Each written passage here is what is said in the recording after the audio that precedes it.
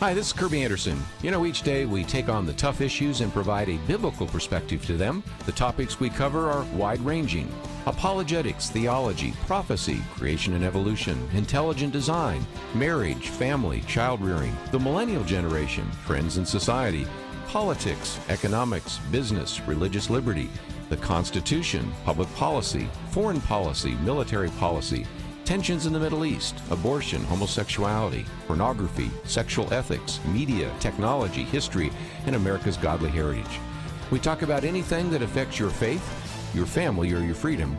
So don't go anywhere, because Point of View starts right now.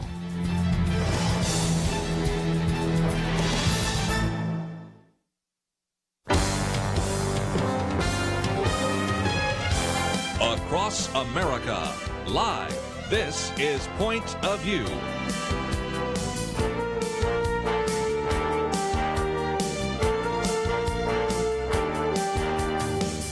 And now, Kerby Anderson. Thank you for joining me. It is our weekend edition. Penna Dexter, Kelly Shackelford here.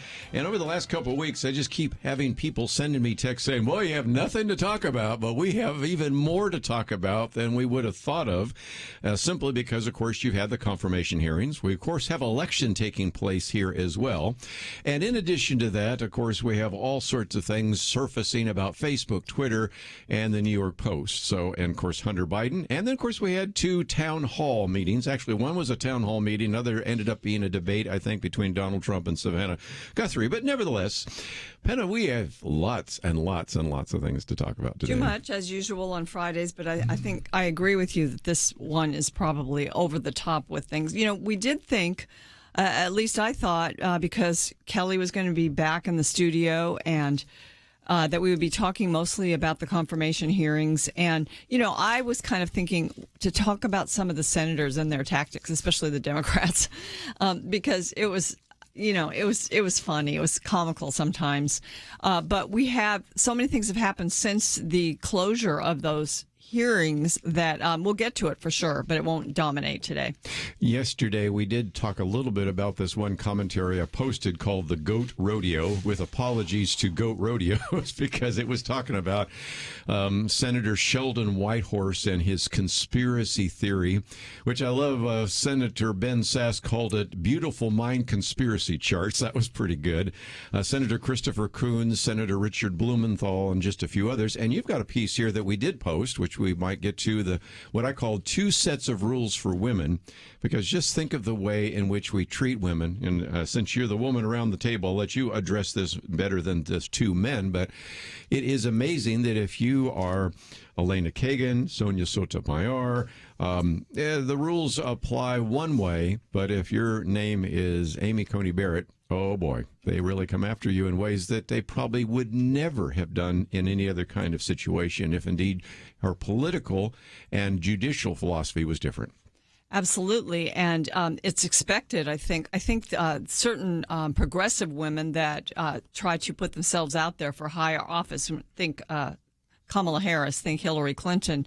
They have this chip on their shoulder that they're not going to be treated right because they are a woman. They already, they want that to affect the situation. And you saw that in the debate with Kamala Harris, especially with Mike Pence. I thought, I'm speaking, and, you're bullying me or something to Mike Pence. Mansplaining. Right, Yeah. you're mansplaining to me. Oh, my. Amy Coney Barrett, first of all, she comes in so calm and cool and collected.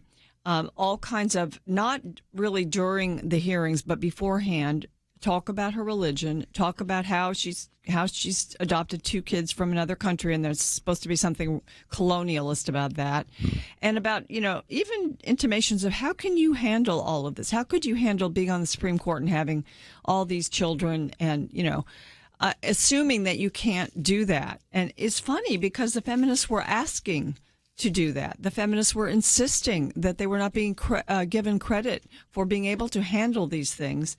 And so, here she is. And not only is she fully capable, unflappable, she's also very, because of testimony and because of just the way she conducted herself, she's very polite. She's kind. She's even-handed. And, I look at it and I think, well, that's her faith. Her faith has made, she's, yes, talented. She also has a strong faith, and that has made her and put her in the position and given her the abilities to do things that seem impossible to some people. Yeah, I thought there's a lot of things about Amy Coney Barrett that's been great. Number one, I feel like it's, for 3.5 years, some of us have been working on these judges and really doing the research, getting really good nominees out there. The president and his team have done a really good job of appointing a lot of great judges. And now we're to the point where when Trump came in and he was trying to pick a Supreme Court slot, he pretty much could only pick from Bush nominees. True. Now he's able to pick from his nominees, which are people that are solid in their philosophy, and they've already been shown 2 or 3 years of being a judge. This is the kind of judge you get. And it just shows the quality difference in what has been happening. And so it's really I look at it as the climax of 3 years of work finally coming due. And it's on so many levels, though. I loved her opening statement. Very simple, but she mentions right at the end, she just throws in prayer. Mm-hmm. And it was just a very subtle way, because what judge mentions prayer, mm-hmm. right? It was her way to say, yes, I'm a person of faith, and I'm not backing down from that. And but it wasn't in an in-your-face way. It was in a, this is who I am. And the other thing that I thought was really cool, though, is my daughter is 24, is very bright. And what I've realized this week, she has a baby at home. She does like 4 or 5 jobs on the side, is one of those kind of people that you can't keep them from being too busy. But she watched these hearings, a lot of these hearings. And I would get these text messages from my daughter. Who is Macy Hirono? Yeah. Just who asked some really nutty questions. And we will get to a few of those in a minute, just in case people didn't hear it. She was like, I really like this woman. No. And what I realized is, if you're a young, Christian mother, who's bright, who is your role model? Mm-hmm. How many role models are there out there on a national level? There's nobody in Hollywood, right? There's no, Ruth Bader Ginsburg was like maybe that for left-wing, mm-hmm. But who is it for young conservative women, and especially mothers? Amy Coney Barrett is definitely becoming, she is, it's kind of like Phyllis Schlafly was that for conservative women. Somebody who is, is powerfully, talented, sticks to their guns, stands for what's right. But Amy Coney Barrett is, I think, the new one of them. I can't think of a better role model right now than somebody. And my daughter, who's looking at her little 1-year-old and watching this woman on TV, is like, okay, I like her. And I think that's pretty neat. And I don't think anybody looked at this going into it like that was going to happen, but I think it's happened. I think at the end of the hearings, the last questioner, one of the last ones was Marsha Blackburn, and another one was also Joni Ernst near the end. And both of them made that point about how she's a role model. And, of course, they're in a different generation, and they have faced the same things. And they've been trailblazers, I think, and they've been successful, although I think Joni Ernst did lose her marriage through that. But Marsha Blackburn, she's got grandkids now. She goes, that's still, a real hard thing for me to juggle all of that. But to have these women who are conservative and they're not angry, they're out there doing their best job, they don't expect to be treated in a special way, is wonderful. And I think Amy and the way she performed this week was just, it was a real bright star for young women across the country to look at. We'll continue that conversation. I might just mention our second article we'll get to is on the historic nature of this. And was the Constitution designed for people of faith? We'll talk about that wrapped up to this.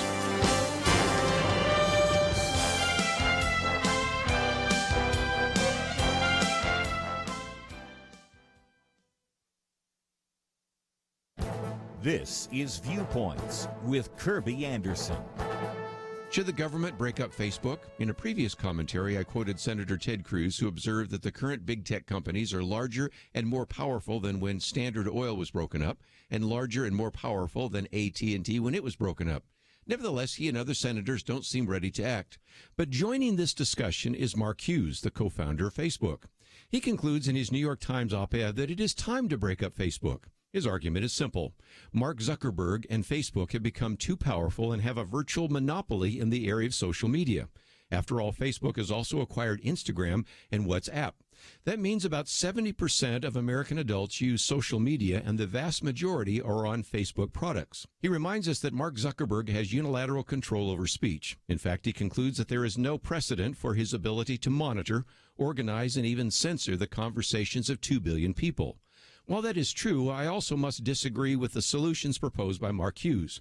Not only does he want the government to break up Facebook, but he also wants Congress to create a special agency to draft guidelines for acceptable speech on social media. He does acknowledge that the idea of government regulation of speech may sound un-American. Perhaps that is because such an idea is indeed un-American and contrary to the First Amendment. We don't need government deciding what is or is not acceptable speech. I applaud Mark Hughes for speaking up about Facebook. He deserves to be heard because he knows Mark Zuckerberg and Facebook because he was a co-founder. His diagnosis is sound, but his prescription is not. If government does decide to break up Facebook, it shouldn't then decide to also become the arbiter of what can or cannot be said on social media. I'm Kerby Anderson, and that's my point of view. For more information about issues covered on Viewpoints, visit pointofview.net. Pointofview.net.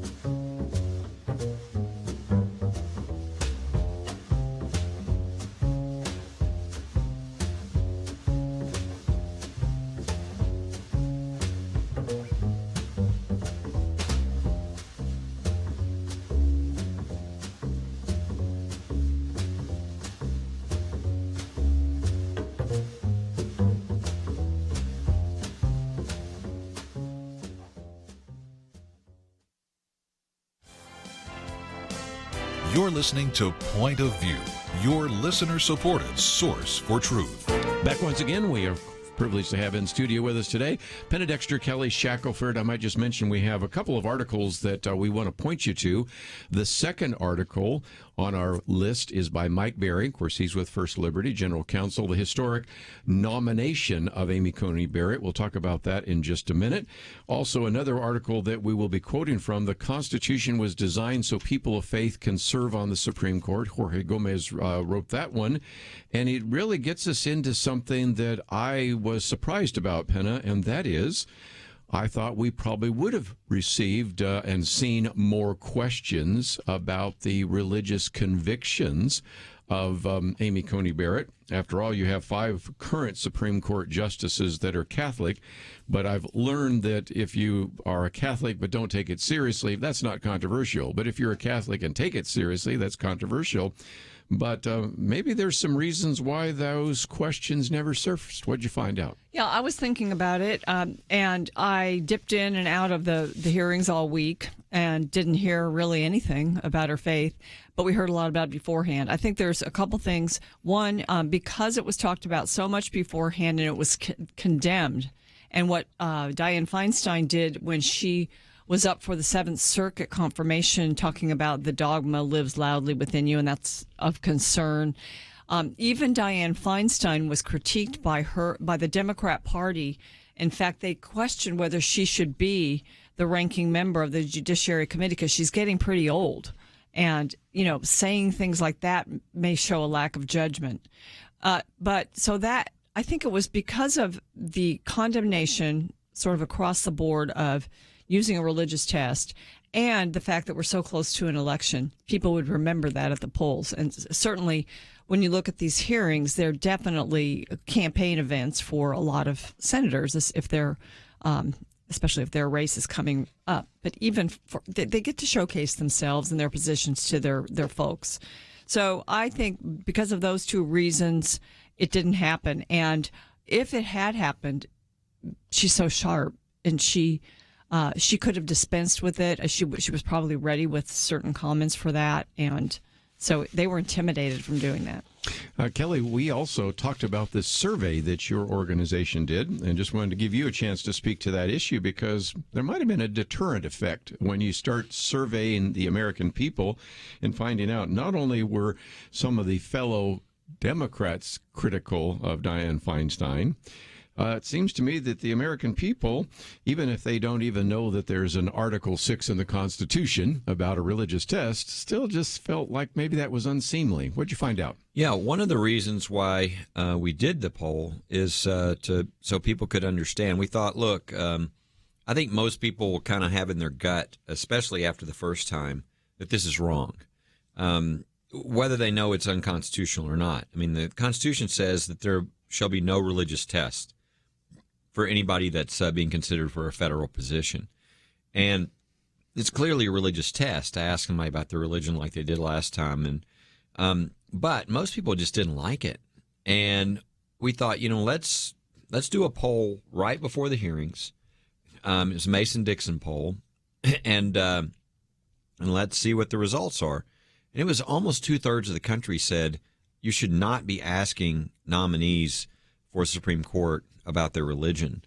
And people, by the way, they can, if they want to look at the poll, we have it on our website. Sure. They go under, if you click under Amy Coney Barrett, you'll see some stuff, and there'll be a poll.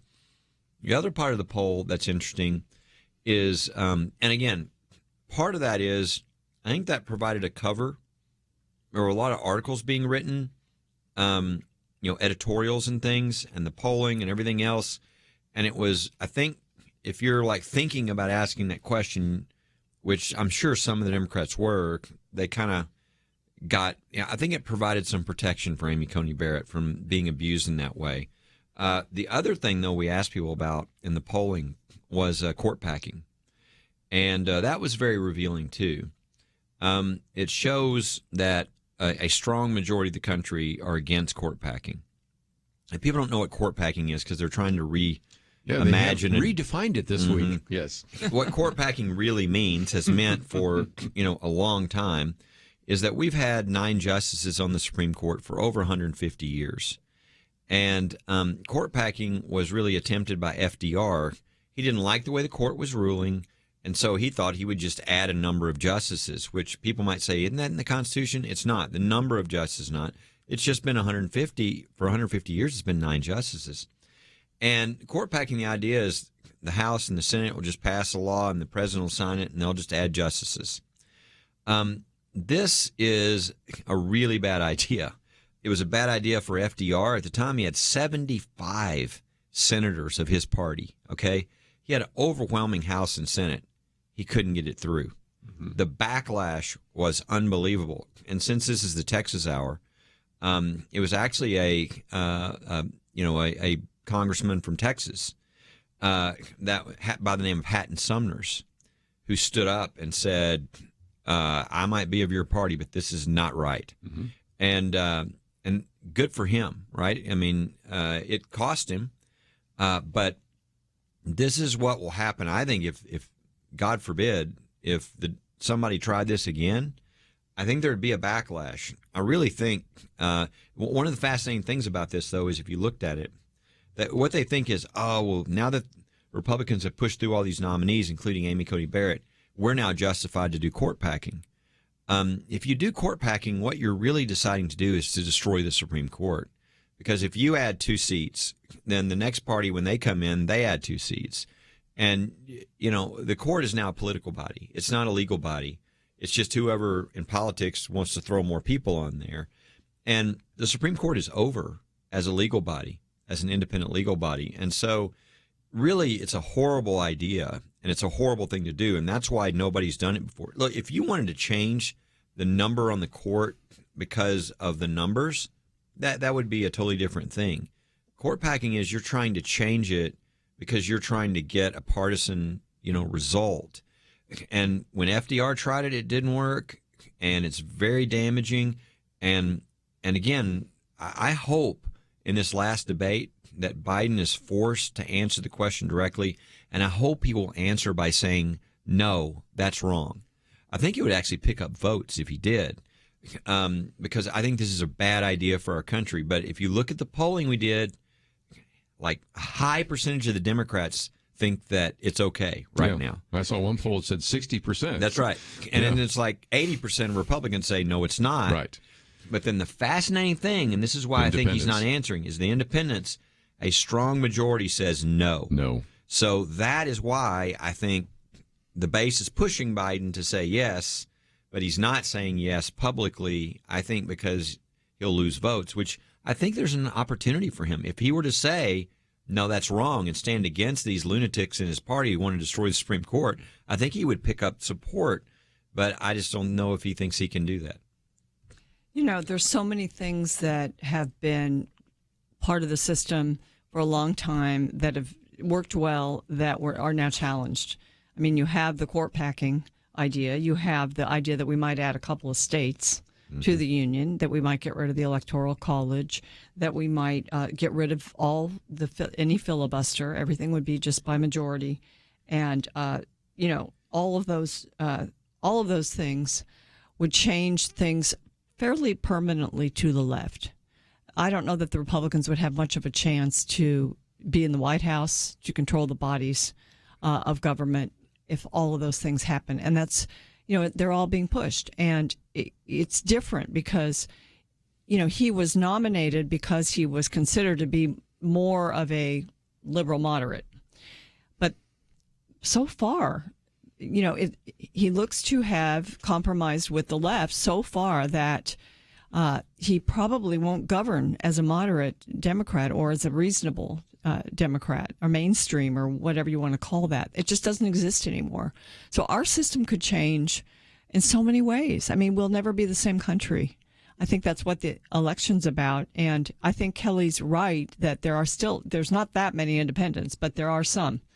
And they will be important if it's a close election, which it looks like in many areas it will be. So, I mean, he could do himself good in the election. I don't know if he will, though, either. One of the arguments I suggested to you earlier in the week is the argument it's a republic. Because if you think about it, if you understand it's a republic, then that explains the Electoral College. Mm-hmm. Even the idea of the Bill of Rights is so that the minority is protected from majority rule.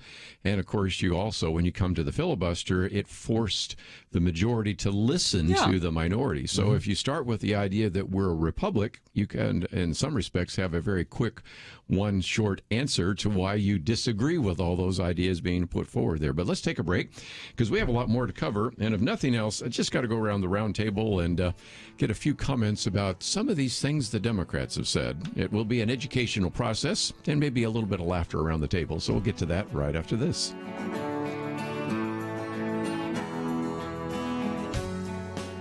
Having civil conversations about important issues seems to be harder and harder.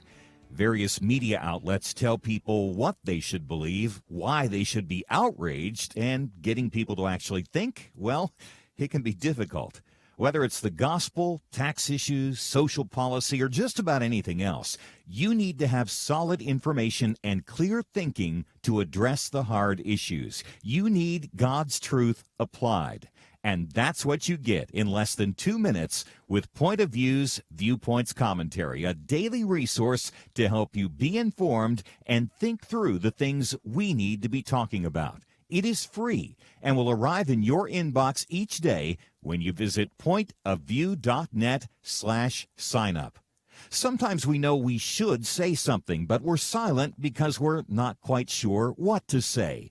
Viewpoints Commentary can help you break the silence and change the narrative. It can make you a more equipped agent for truth. Get your free subscription to the Viewpoints Commentary at pointofview.net/signup. Pointofview.net/signup. Point of View will continue after this.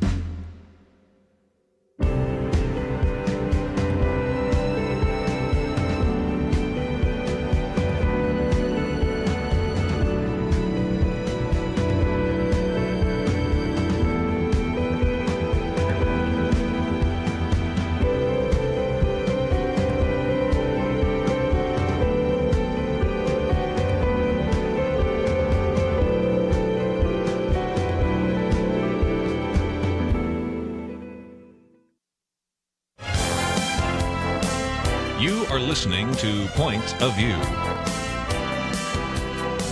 The opinions expressed on Point of View do not necessarily reflect the views of the management or staff of this station. And now, here again is Kerby Anderson. Penna Dexter, Kelly Shackelford is our weekend edition. By the way, if you'd like to join us, 1-800-351-1212.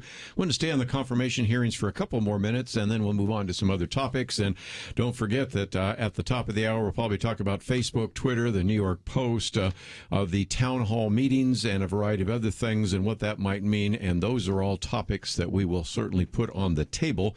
But the second article that we have by Michael Barry actually answers a question that we talked about yesterday from an article that we posted from First Things, and that one was there were two objections to the nomination of Amy Coney Barrett. One is a procedural one, and we, I think, have dealt with that quite a bit. You know, does the president have a right to nominate an individual to the court when the president is still in office? Yes, and that certainly should be enough. And you can bring up all sorts of things about Merrick Garland and all the rest, but the bottom line is he has the right to nominate, and the Senate has a right to consider. So the procedural one kind of gets set aside pretty quickly.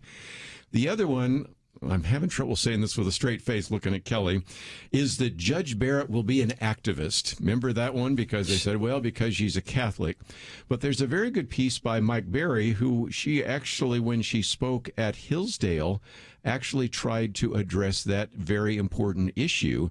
And it really gets back to whether or not a judge is given the opportunity to make law, because that's a living constitution, or whether because she's an originalist, she says, and I'm quoting her, a justice duty in the Constitution and a more legitimate one for her to enforce the best understanding of the Constitution rather than a precedent she thinks is clearly in conflict with it. So it gets us into, am I going to read into it my bias and take some precedent that someone else has run, or am I going to go back and look at the original writing of the Constitution? So I think Michael Barry did a pretty good job of answering that. I think this week she did a pretty good job of answering that question. Absolutely. Look, it's these words. People try to, it's exactly what everybody, since, Point of View is Christian. It's exactly what people try to do with the Bible. They don't like things, so they decide to reinterpret words. By the way, not a good idea. Court packing has changed meanings within the last week. They were like, well, that's not working very well. Sexual preference. Yeah. Oh, can't use that word anymore. Yeah, even though, every Democrat's been using them. They had all the film. That was pretty amazing. But so in this term, I think, and because I think this is helpful when you talk about this, it's what the word activist means. An activist judge is a judge who does not do their duty as a judge, but they go beyond that and they say, I'm going to take things into my own hands. An activist judge is not a judge who acts, okay? Because some people try to make the difference is like a passive or an activist. That's not what this is about. If you've got a term in the Constitution, like let's say free exercise, and it's violated, and you don't as a judge enforce that, then you're not being a judicial restraint passive judge. You're being an activist judge because you're not doing what the law says. And so that's what they're trying to say is, she'll be an activist judge because she'll actually rule opinions and might even strike things down that we don't like. Mm-hmm. And it's like, well, yeah, what she should do is look at the text and say, is what you're arguing in the text? If it is, we will enforce it. If it's not, we will not. And that's what she'll do. And I think everybody knows by watching her testimony that that's what she'll do. And that's what a proper role of a judge. But we've lost that. And I'll tell you, the Point of View listeners, the thing that people aren't talking about, guess when the last time was that we had 5 reliable judges who would follow the Constitution and not start using their own activism? 1934. I mean, it's been a long time.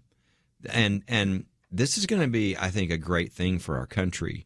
And I think over time, assuming this, again, all the worst things would have to happen, okay? You'd have to have a Biden presidency that says we want to court pack. You'd then have to have the Democrats win the Senate and the House and a Biden presidency. You then have to have the Senate do the really radical thing of destroying the filibuster after hundreds of years, because you have to do all of those. Yes, you would. And then you would have to actually have the American people not throw a complete, fit over this, which they would. So, I mean, it's a lot of things that would have to happen. But outside of all that happening and them court packing and ruining the court for the future of the country, I think that what's about to happen is the court is going to become less important, and these things that are not in the Constitution are going to go back to the people, and it's going to be up to you and your own community and your own state to make these decisions about these big moral issues, instead of the court making them for everybody else. Let me just mention real quickly that some of you might say, I'd like to put that on my Facebook page or something. Michael Berry starts his article by saying one has to reach back to 1934 to find a reliably conservative majority of justices, and that was Charles Evans Hughes, who was the Chief Justice. So if you said, I just love exactly what I heard Kelly say, but is that written down anywhere? It's our second article, and you can post it on your Facebook page and educate your friends about that as well. One thing I noticed on activism, it was just like, I thought a perfect example during the hearings, because the issue that they really majored on was Obamacare and the fact that it is at the Supreme Court. And, as if that was going to happen. Yeah, and they certainly distorted what will happen if the individual mandate is struck down. But so what happened was there were pictures put up by certain senators. There were examples of families who would be affected, and the DACA example that, all these young people that is through no fault of their own, they're here, and don't you feel bad about ruining their lives? And it's just all the emotions that they try to tug on. And, we all who want justices who are not lawmakers, who are not policymakers, they interpret the law as it stands. And, that's who she is, and she proved herself to be that. And every answer, it was sometimes the same wording or close. She had to figure out different ways of saying the same thing. I can't answer that. A case might come before me. But it's a good, I just kept thinking, this is so good if people are watching this who are in generations that have not gotten good civics education, because they're seeing this is how it's supposed to work. The emotions, the heartstrings, the compassion that these senators are trying to draw out of her to make her answer, well, don't you care? She had to stand there and act like, no, I don't care. She does care probably about certain people, but that's not the role of a judge. Yeah. And so it was a good education, and it takes a judicial temperament to be able to do that. Now, I also think of Louis Gohmert, our friend, who was a judge.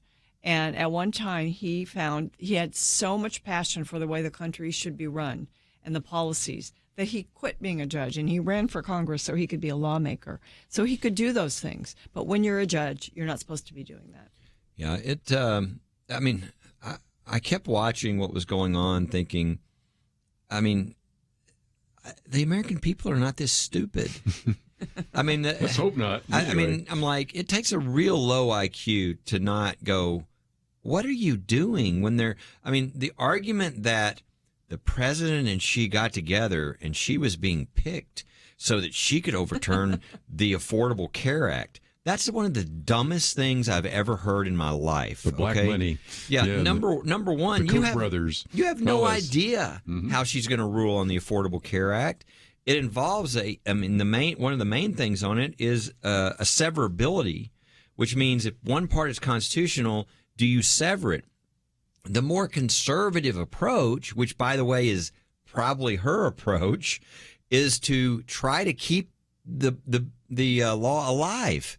And there's already 5 or 6 justices who are kind of out there openly about that will be their approach. The odds are huge that if they even rule against the Affordable Care Act, that they will sever it and it'll still be in place. So, but the argument that somehow this is some sort of plan or what?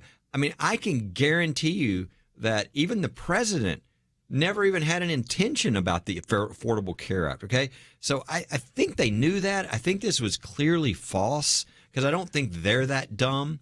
But I'm like, do they really think the American people are this stupid? Because I think most Americans see through that kind of theater that's just kind of silly.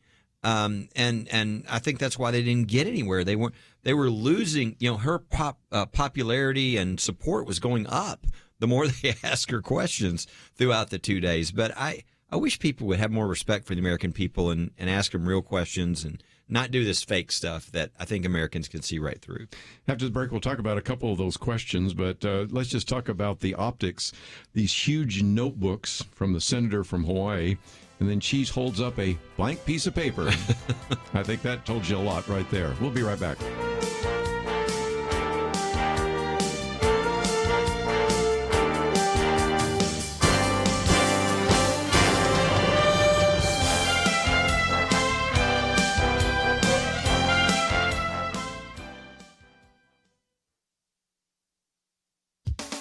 As the confirmation of Amy Coney Barrett to the U.S. Supreme Court progresses, a couple of developments reveal the stakes for religious liberty. Jim Obergefell is the named plaintiff in Obergefell v. Hodges, the 2015 case that culminated in a 5-4 decision mandating that every state recognize same-sex marriage. He teamed up with Alfonso David, president of the Human Rights Campaign, to write an opinion piece which the Washington Post published last week, warning that Judge Barrett's confirmation to the Supreme Court would be an LGBTQ rights emergency. Mr. Obergefell and Mr. David lament in their op-ed that 2 of the justices in the majority have since left the court. They warn that if Judge Barrett replaces Justice Ruth Bader Ginsburg, so-called marriage equality may be vulnerable. Another reminder that core values are at stake comes from a case the Supreme Court refused to take. Recently, the court denied cert to Kim Davis, the clerk of the court in Rowan County, Kentucky, who was jailed for refusing, based upon her Christian faith, to grant marriage licenses to same-sex couples. In conjunction with the denial,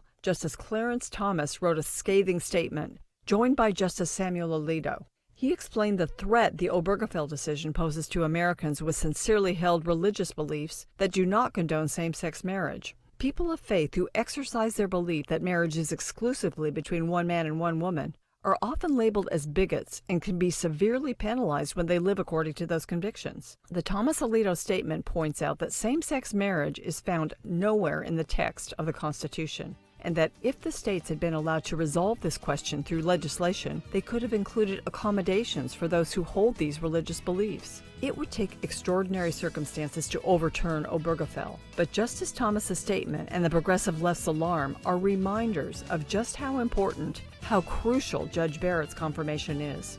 For Point of View, I'm Penna Dexter.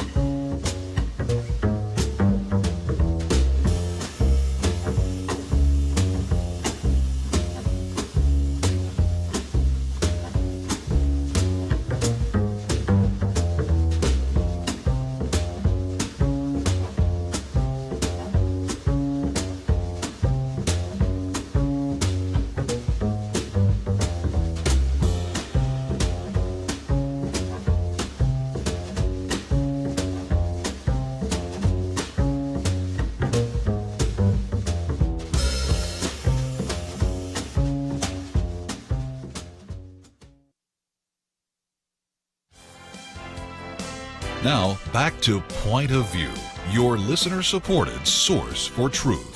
Back once again, we're going to, in the next hour, get into some of the lead stories there. You would not know that perhaps the biggest story in the last couple of days was in the New York Post, which is the oldest newspaper in America, founded by Alexander Hamilton. That's a piece of trivia that nobody wants to know except me, but nevertheless, I thought I'd add that. And that question was not even asked last night in the town hall with Joe Biden. So we will get to all of that and much, much more. And certainly there are some other things Kelly and Penna want to share with you, but I thought we'd just go around the round table because each one of us have at least some story from some of the Democratic senators. And I've got Sheldon Whitehorse. We sort of already talked about that. The Charles Koch Federalist Society secretly buying votes and all of that, and the anti-Catholic conspiracy. There's so much there. We can probably come back to that. But I thought the one I would pick real easy is Senator Chris Coons, Democrat from Delaware, and he really kind of pressed Judge Amy Coney Barrett and to explain why she had singled out Chief Justice John Roberts about writing the Affordable Care Act. And Judge Barrett patiently said, well, there's a reason why I singled him out, because Chief Justice Roberts wrote the opinion. Sorry, that one caught me more. I just thought it was a great example of, did you not understand that, or did the intern that write this not think that would be the obvious answer? Yeah. But it makes you wonder. But any others that came to mind or on the table? Well, first of all, it's funny because Kim Strassel in the Wall Street Journal wrote a piece today talking about, she was a good example for Trump because one of the reasons is because, like, when she made that answer that you just mentioned, it was a very short answer, and she had a lot of answers like that where she would she didn't elaborate. She just answered the question. If she had answered it enough in one sentence or two sentences, then that was it. And I think Donald Trump could learn from that. Yes. Sometimes he does a good job, but then he keeps going, and it's too much. Yeah. So I thought that was good. But a couple of things. One was, we were talking before about the secret meeting between Amy Coney Barrett and Donald Trump about how she would rule on things. Oh, yeah. And there was one senator, I can't even remember who asked this, but it had to do with the election, and if the election should go to the Supreme Court, like it did in Bush v. Gore, that she'd agreed with Trump. Did she agree with Trump that she would vote his way if it goes to the Supreme Court? Pretty absurd, I thought. And the other... well, I think that Mazie Hirono does this with every nominee, but I didn't know that, and I was shocked because I was watching at the time that she asked her if she had ever committed sexual assault or thought about doing so. Yeah, by the way, I mean, there's an FBI background check. Yes. So this is kind of a stupid question. You don't really need to ask that question. I mean, it's, they would be talking to other people, not just the person. So the idea that, oh, you're going to uncover it by asking the person when the FBI has already talked to your neighbors, all your friends, everybody, really bizarre, to say the least. Yeah, a lot of these were really dumb. I loved her answer at one point where she said, do you not think I have a mind of my own? I thought that was very good. I thought she said things that needed to be said. It's just amazing that some of these people that ask these questions, I think of one of the senators, for instance, who lied about his military service. Richard Blumenthal, and then Connecticut. he's asking her like she's some sort of immoral person when there's no evidence of any of that.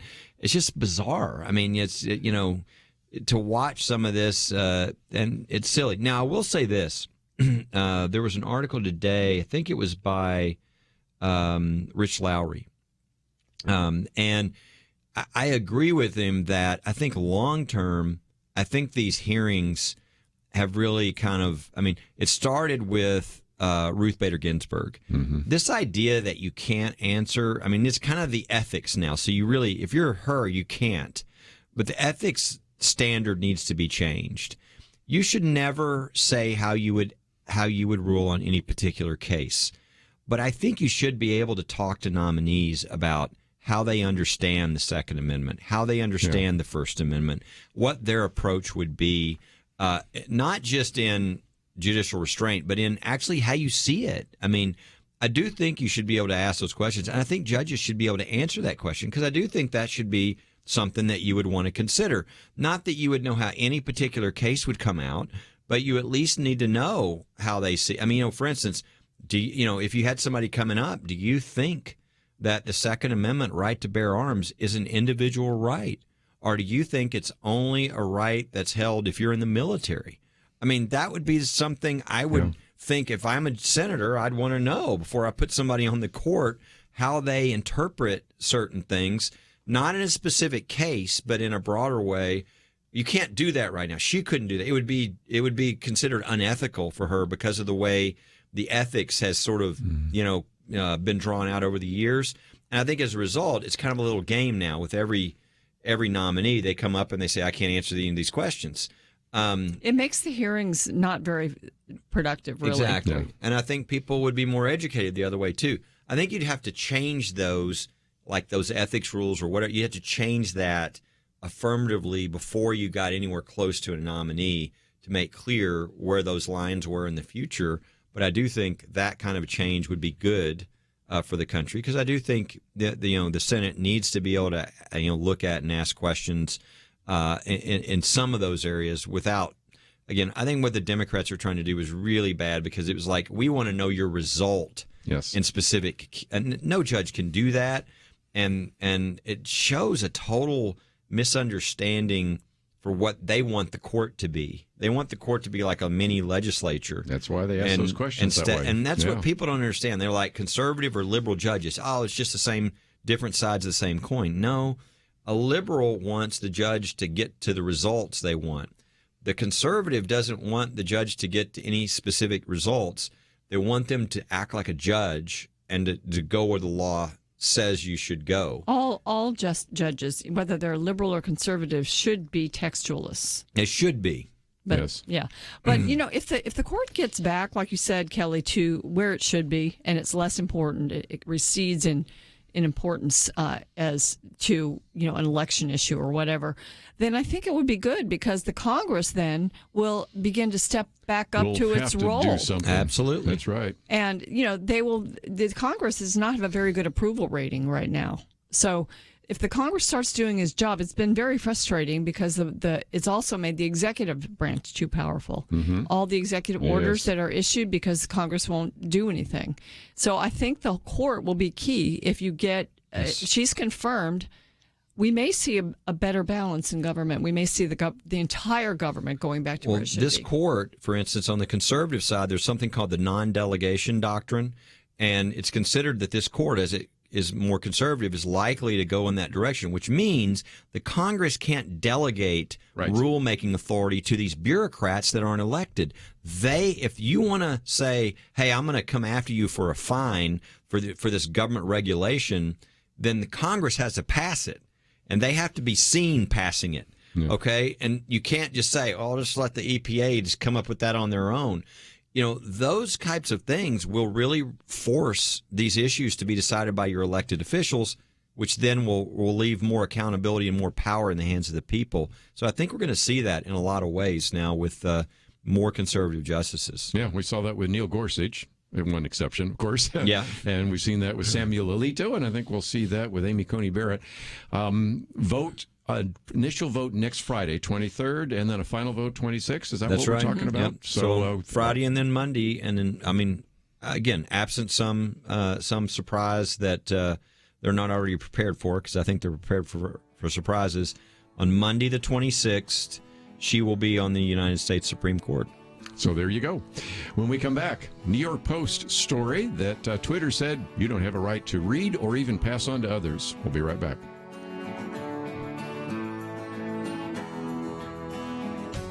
Sometimes I think about seeds. You ever stop to consider that some seeds become entire trees and some trees grow up and produce fruit? Other seeds become flowers or vines that bring us vegetables or berries. And some trees don't have fruit, but they're just pretty, especially in some parts of the country when it comes to the fall colors. Yes, sometimes my mind goes off like that. And I also think about such things when it comes to the seeds that so many have planted in the quest to impact our nation through Point of View Radio. You may think that your gift is a small thing, but like a seed, it can grow to have an impact beyond your imagination. If you want to see beauty again in America, consider planting a seed today and making a difference by joining the Point of View Truth Team. Get the details today, right now, by visiting pointofview.net/team or call us at 1-800-347-5151. Plant a seed for a great future. Cultivate truth. Pointofview.net/team and 800-347-5151. Point of View will continue after this.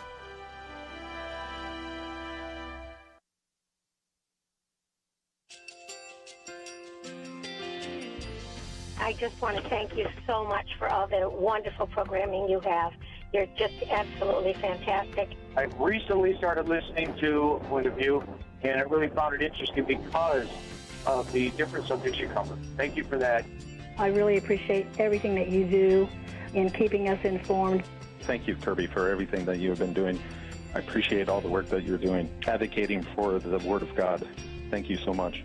Point of View, I think, is absolutely necessary because it's a Christian perspective, a biblical worldview perspective, and receive very current, up-to-date information about what is really going on, week to week in our culture, which is changing so rapidly, and yet it's morally sliding backwards.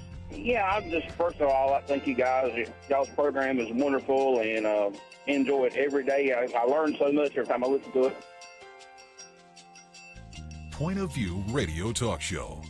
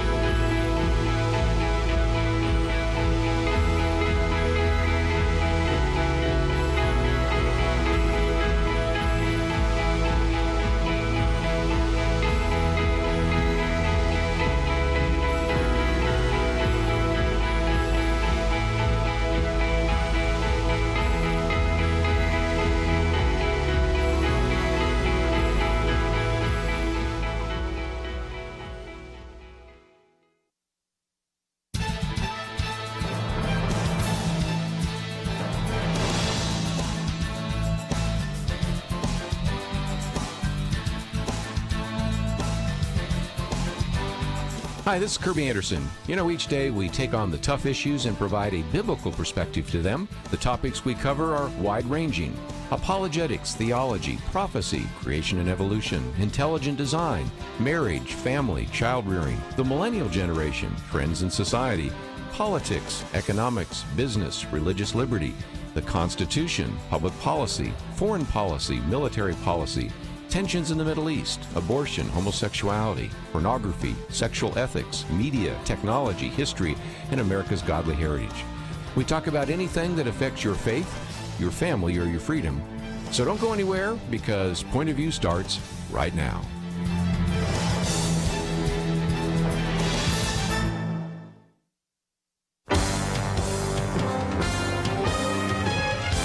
Across America, live. This is Point of View.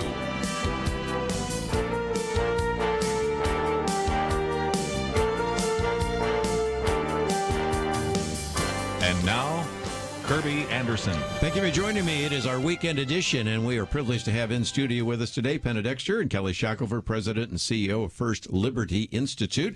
And we are going to be talking about a number of issues. Actually, a few days ago, I would have expected we'd be talking about the confirmation hearings of Amy Coney Barrett. We'll get to that a little bit later, but something that has kind of moved to the very top has been, first of all, something we did talk about briefly yesterday. And of course, last night we also had town hall meetings, so we'll get into that. But as you may know, but we'll cover it again because you may not have heard, New York Post on Wednesday published a blockbuster story, complete with, by the way, emails, documents, photographs, and all the rest, really detailing the efforts of the Democratic presidential candidate Joe Biden's son, that would be Hunter Biden, to sell his father's influence to those first in Ukraine, and we'll also now, since then, seen another publication that came out on China. So we have kind of a twofer there.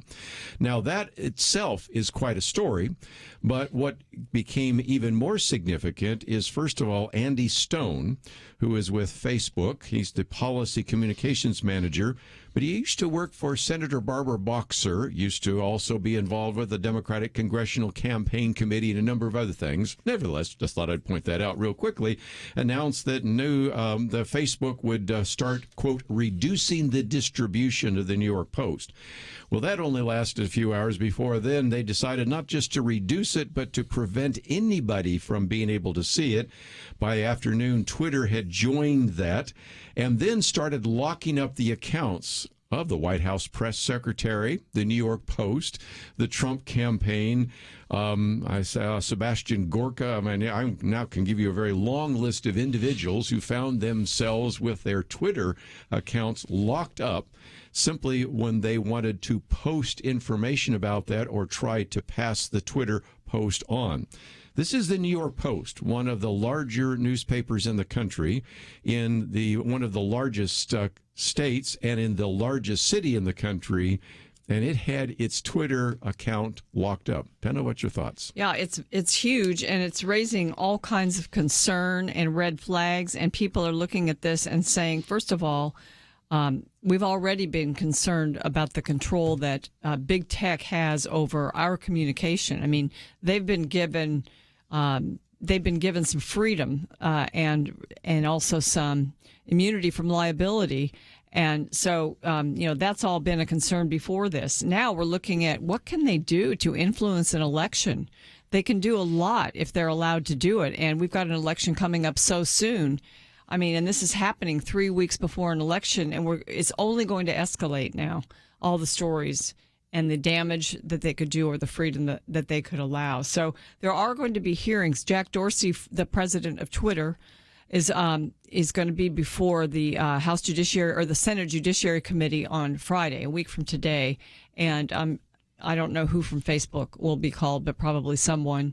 But anyway, it's very interesting, and of course it shows. When I look at this, I think conservatives don't even have a chance anymore, unless the government perhaps thinks of a solution and does the right thing in limiting this. It's hard because when you stand for freedom and you want to allow businesses to operate, people get concerned about placing controls on big companies. But these companies have become monopolies, and they've also they haven't acted in good faith toward the American people. Yeah, no matter what you think about the underlying story, which I do think there's this. I said, I don't know if you remember, but during the Democratic primary, when all this stuff came out about Hunter Biden and all this, I said I don't see how Joe Biden can win anything with this story out there, because it was horrible. It still is horrible. I think most Americans probably by now realize at least what happened. I think now it's beginning to look worse. But even the least is enough, I think, to disqualify somebody. If you would allow your son, who just got thrown out of the military because of cocaine abuse, and within days he's on the board of an oil and gas company when he has no experience of that, getting paid $83,000 a month. I mean, you immediately know that's just wrong. I mean, every American knows that's wrong. And then for your father to threaten the government of Ukraine, saying we're going to withhold, billions of dollars, I think it was, unless you stop the investigation of the prosecutor who was looking into this. I mean, that was just bad in and of itself. But now what's coming out is even worse, because it's connecting to Biden. Not Hunter Biden, but Joe Biden. Correct. Now, but whatever, though, I mean, again, a lot of document. This is actually, it's been fun to actually see somebody act like a journalist, to actually have, evidence, and it's not anonymous sources or whatever, right? But whatever you think about that, whether that turns out to be a false story, a true story, whatever, what's clear is what Facebook and Twitter are doing here is a serious issue. I think it's definitely a violation of the campaign finance laws. I think it very well might be criminal, because they are doing this in an election. I mean, think of it. I mean, Dinesh D'Souza, was convicted because he gave a little too much money to one candidate. Okay, they are giving hundreds of millions, if not billions of dollars in what's called in-kind donations to the Biden campaign. I mean, they are blocking stuff that could hurt Biden. They're not blocking, like take the New York Times story about about the president's tax returns. That would be a crime if they got those. There's no proof they really did. None of those stories have been blocked on Twitter. This is sourced with evidence and everything, and they're immediately blocking it. They're blocking this press secretary's account. This is clearly influencing the election. And I think the hearing is important that's coming up. I love the fact that we have Ted Cruz as a senator, because he's an attorney. He's very bright. He understands this. Take him on. They blocked his account, by the way, I might mention. Yeah, Isn't that hilarious? And I love that Senator Graham is on top of this immediately, and they blocked too. his account, yeah.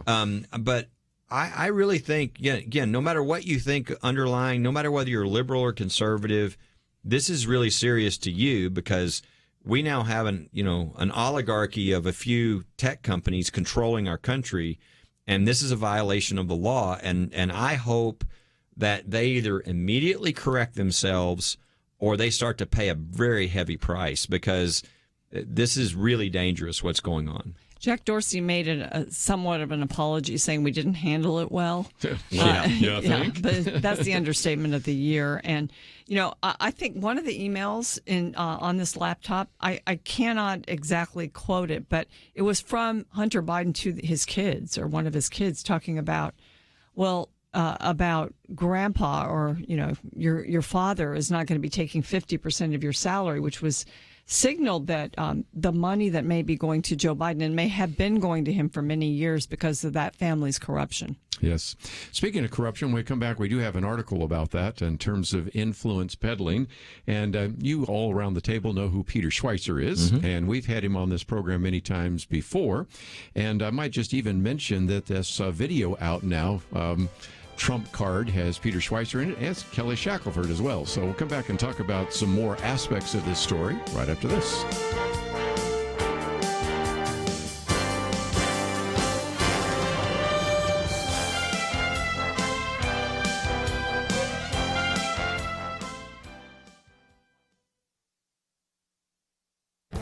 This is Viewpoints with Kerby Anderson. Should the government break up Facebook? In a previous commentary, I quoted Senator Ted Cruz, who observed that the current big tech companies are larger and more powerful than when Standard Oil was broken up, and larger and more powerful than AT&T when it was broken up. Nevertheless, he and other senators don't seem ready to act. But joining this discussion is Mark Hughes, the co-founder of Facebook.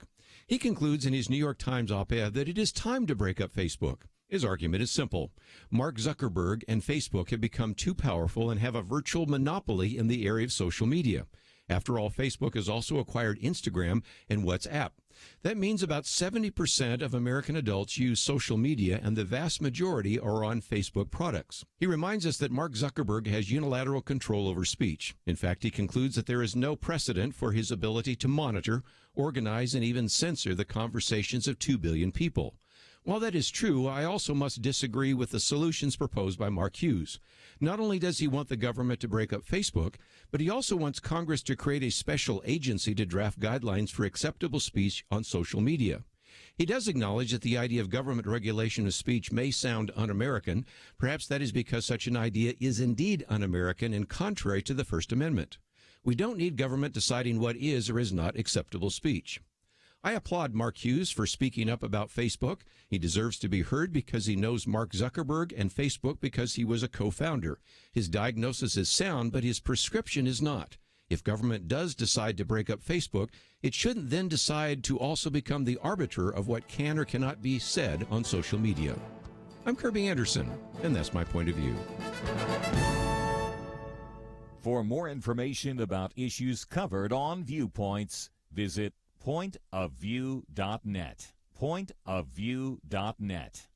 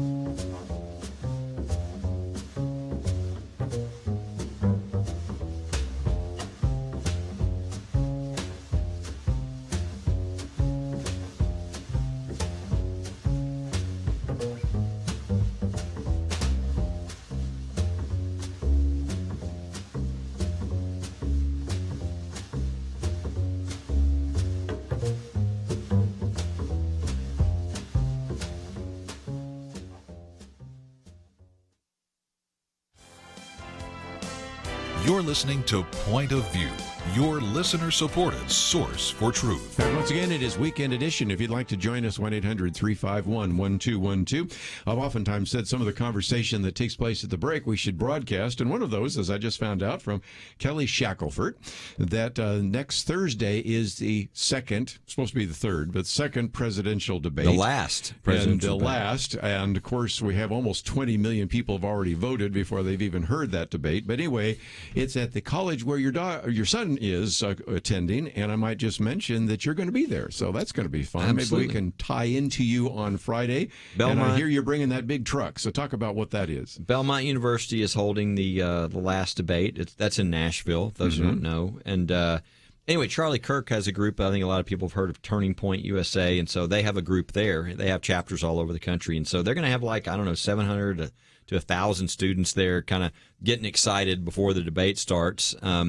And they asked me to come speak, so I'm the speaker there, and my son's there, so that's kind of cool to get to go. And sure. All of a sudden, Dad is cool for just a few minutes. Yes. That I get to speak about these things to a bunch of college students that are kind of all excited. So that'll be fun, and it'll be historic. I mean, this is right before the last debate, and because of that, my marketing team was like, oh, no, we got to take the truck there. If those don't know about the truck, we've got a truck right now that's got a wraparound banner, talks about First Liberty and our first freedoms, and it's been going around the country and capturing video of what was going on in California with the churches, and they want to be there for the last debate and these college students and ask people questions and do video, and so that'll all end up being available for everybody to watch too. So if you're not getting any of that, go to First Liberty. You spell it out, firstliberty.org. And there's a deal about First Liberty Live or right. FLI Live. And if they'll say, I want to be a subscriber, all that means is you'll get an email that says, if you want to watch this, here's what's going to be available like the next day, or it's already taped and you can watch it. And it's just a way for you to see the things that they're grabbing as they go across the country. They're great. I know some of our listeners in California had a chance to see some of the things you were doing in Sacramento at the Capitol there. And so, again, we might encourage some of you in Tennessee to just go out there. And I still love telling the story. Lathan Watts is minding his own business watching this, and somebody comes up and says, I know who you are. And he looks really scared for a second. He said, I've seen you on Point of View. And so they might do the same thing if they run into Charlie Kirk or certainly Kelly Shackelford, anybody else. So that's coming in the future. But let's get back to this issue. I mentioned Peter Schweitzer, who over the years has, I think, done an incredible job. And he's an equal opportunity grief giver, by the way, because he, in some respects, led to the downfall of a Republican Speaker of the House years ago, and certainly has pointed out that a number of individuals have benefited tremendously from their involvement in government.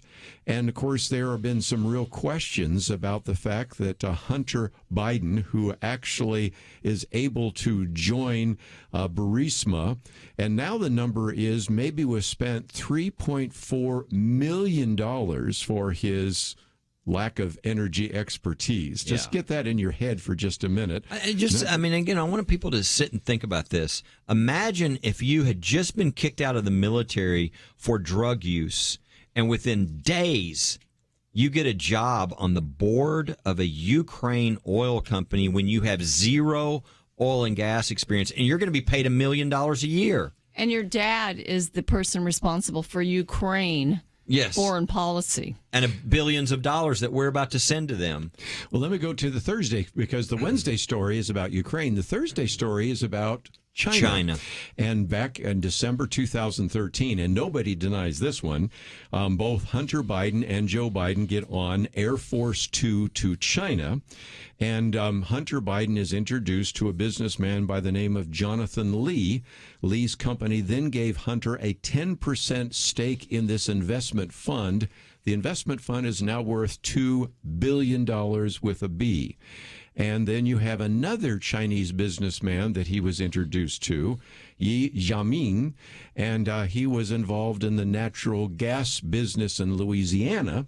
And that is another story. And just apart from Hunter Biden, lest you think this is just a father-son thing, this is also two brothers, because Joe Biden has a brother by the name of Jimmy, who, by the way, had no experience in construction, in the construction industry, nevertheless formed a construction company. A few months later, received a $1.5 billion contract to build housing in Iraq.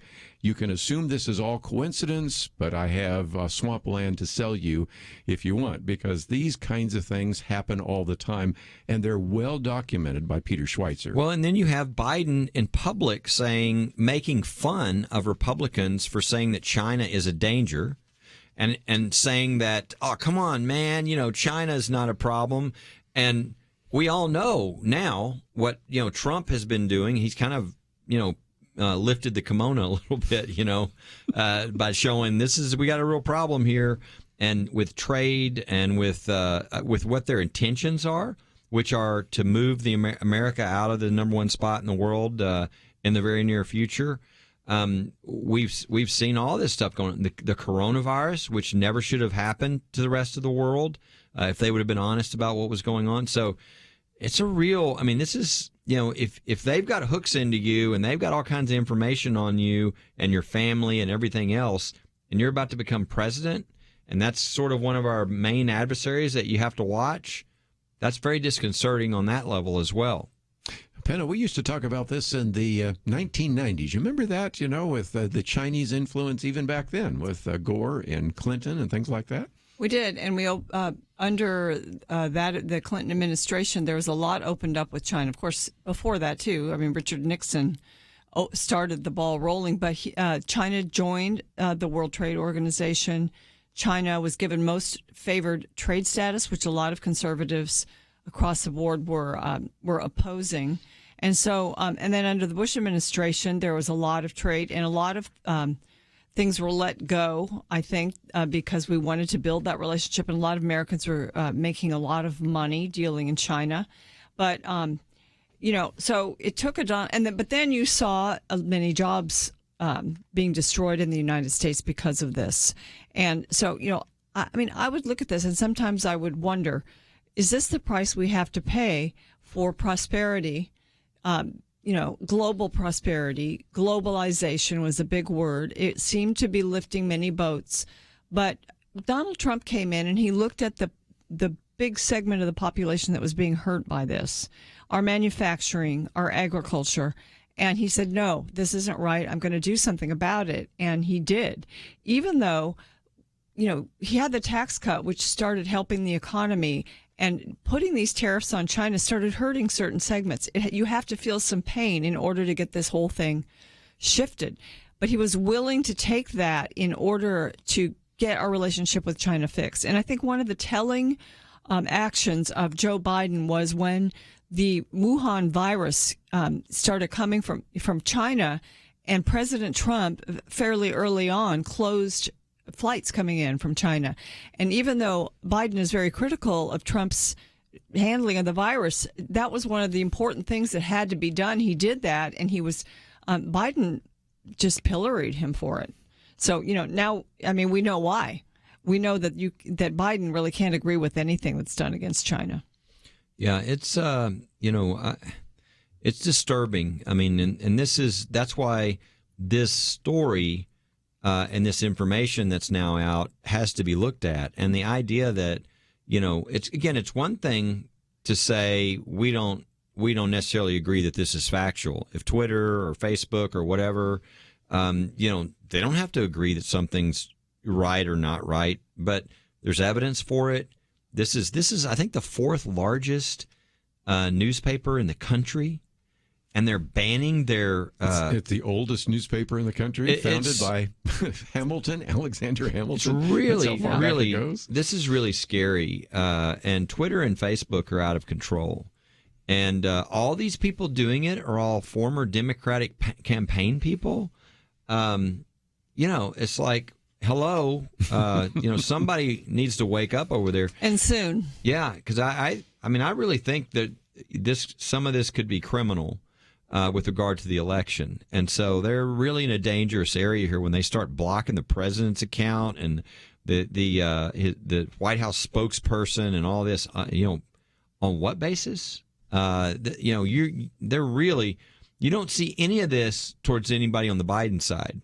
And there's plenty of, things coming out that are anti-Trump, that are negative Trump, that don't have any evidence for, like the New York Times story on his tax returns. And they're not blocking it. You see very different conduct. It makes it clear that they're making huge in-kind contributions to one campaign over another, which is a massive campaign finance violation. We're going to talk about that when we come back from the break, because, of course, we talked yesterday with Rod Dreher about soft totalitarianism. That's perhaps what we're talking about here. And then we'll move on to some other topics. But if you'd like to join us, 1-800-351-1212. Having civil conversations about important issues seems to be harder and harder. Various media outlets tell people what they should believe, why they should be outraged, and getting people to actually think, well, it can be difficult. Whether it's the gospel, tax issues, social policy, or just about anything else, you need to have solid information and clear thinking to address the hard issues. You need God's truth applied. And that's what you get in less than 2 minutes with Point of View's Viewpoints Commentary, a daily resource to help you be informed and think through the things we need to be talking about. It is free and will arrive in your inbox each day when you visit pointofview.net/signup. Sometimes we know we should say something, but we're silent because we're not quite sure what to say. Viewpoints Commentary can help you break the silence and change the narrative. It can make you a more equipped agent for truth. Get your free subscription to the Viewpoints Commentary at pointofview.net/signup. Pointofview.net/signup. Point of View will continue after this.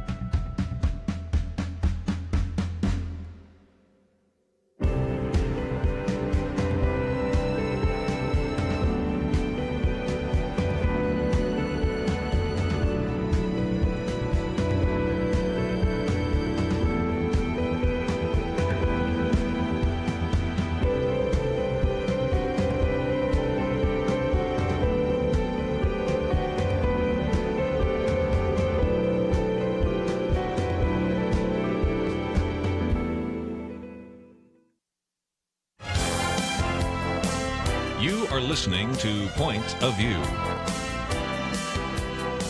The opinions expressed on Point of View do not necessarily reflect the views of the management or staff of this station. And now, here again is Kerby Anderson. Weekend edition. If you would like to join us, 1-800-351-1212. We'll take some of those phone calls in just a minute, but I thought I'd go around the round table and say, okay, we recognize that indeed Facebook may be overreacted, Twitter overreacted, and of course there's going to be some testimony about this next Friday. We'll probably cover that as well. But are there some solutions? And the first thing I want to say is the solution is not for the government to then be the arbiter of all that. I heard one Democrat actually saying, we need to set up a committee to evaluate what needs to be said or not. And the last thing you want. You really don't want. Whenever government stepped in to try to regulate the private sector, never works out.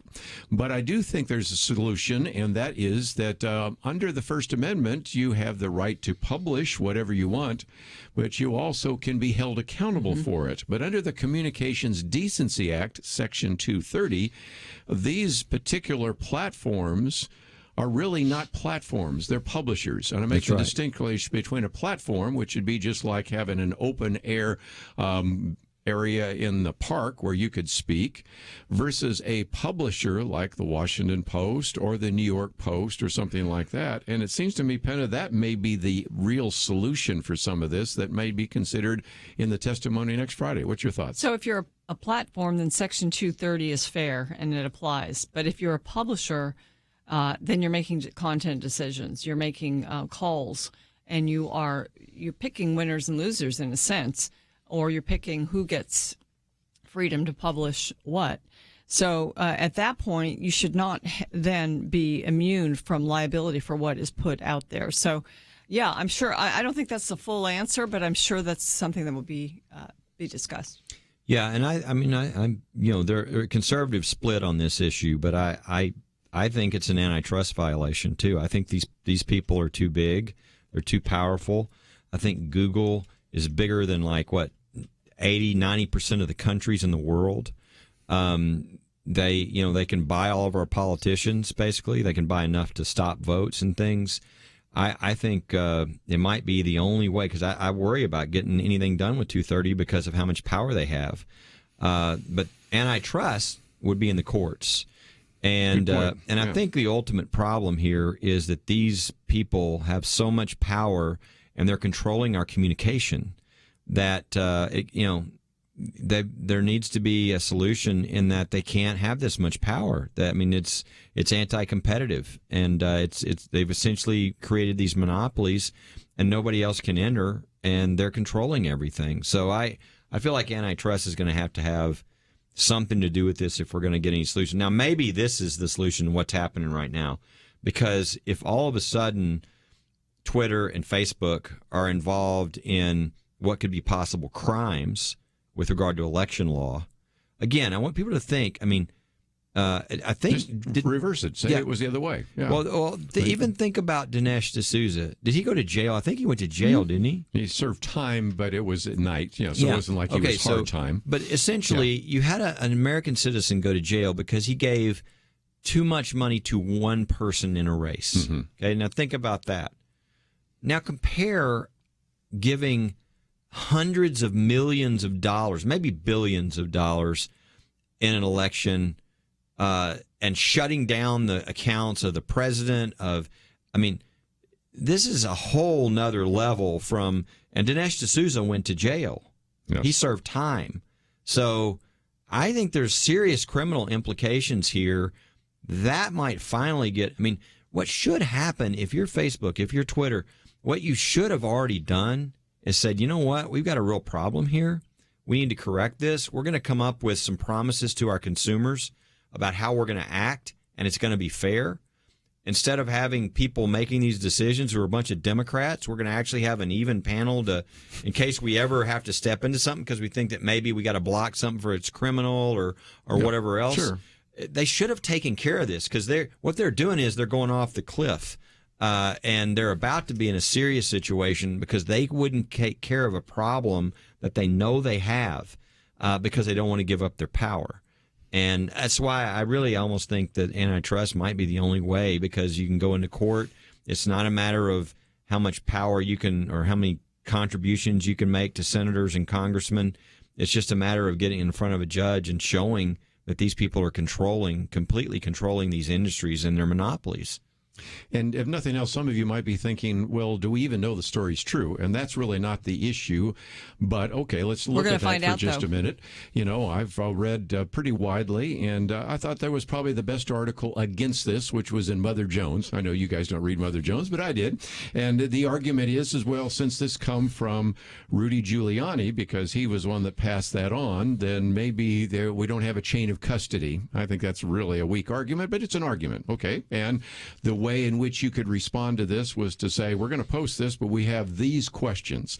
And here you have the interesting irony right now, where in Twitter, you cannot pass on to anybody the New York Post article, but they are allowing people to pass on the counter articles that appeared in things like the New York Times or the Washington Post. So even if you think that this is a flawed article, the way you deal with bad speech is more good speech, exactly. Right? That's kind of your classic First Amendment idea, and they violated that, even if indeed it is not the case.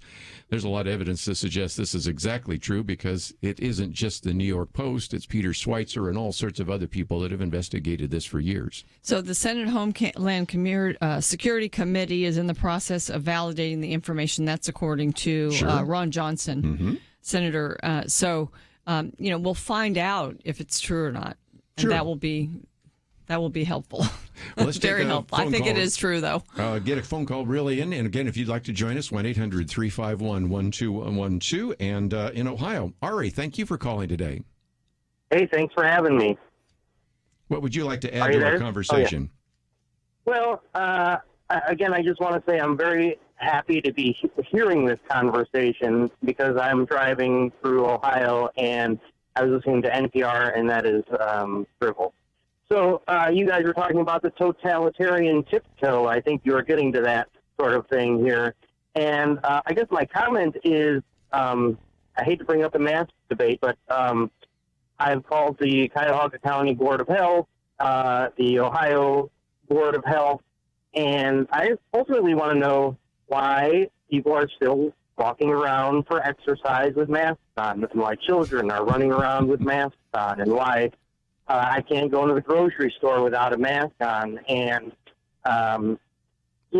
at some point it has to stop. And so I guess we have to take it upon ourselves to apply the proper pressure to get the boards of health to reach out to the media, which is obviously in really bad shape. I think that we are the media now. Okay.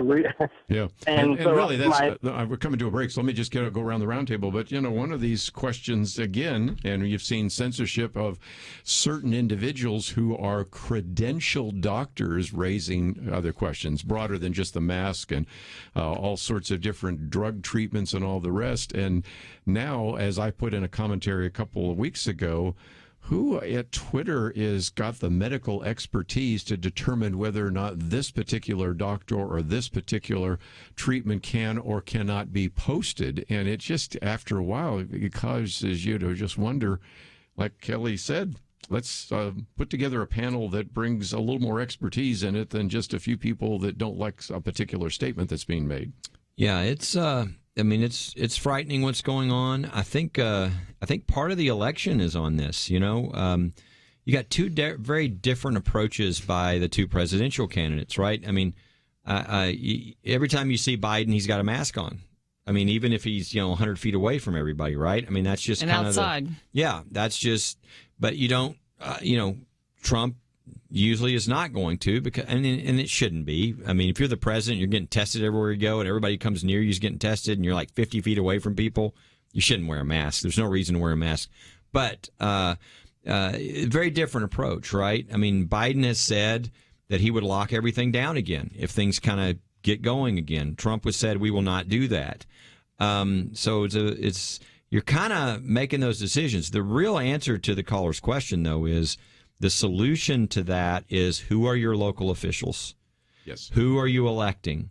because they're the ones making these decisions about whether you will wear a mask. It's either your governor, your mayor, your county health officials, but you're electing those people. And I'll just give you one really quick example. My county judge, which is county commissioner, came out and said, we're going to close every business that is non-essential. It's only essential businesses. And then his next line was, and we consider every business essential. And he he was elected, and you know what? That's what the people of the county that I'm in want, is an official that would do that. That says, you're grown up, you be safe, you be smart, but we're not going to control your lives. We're going to tell you what to do to be smart and safe.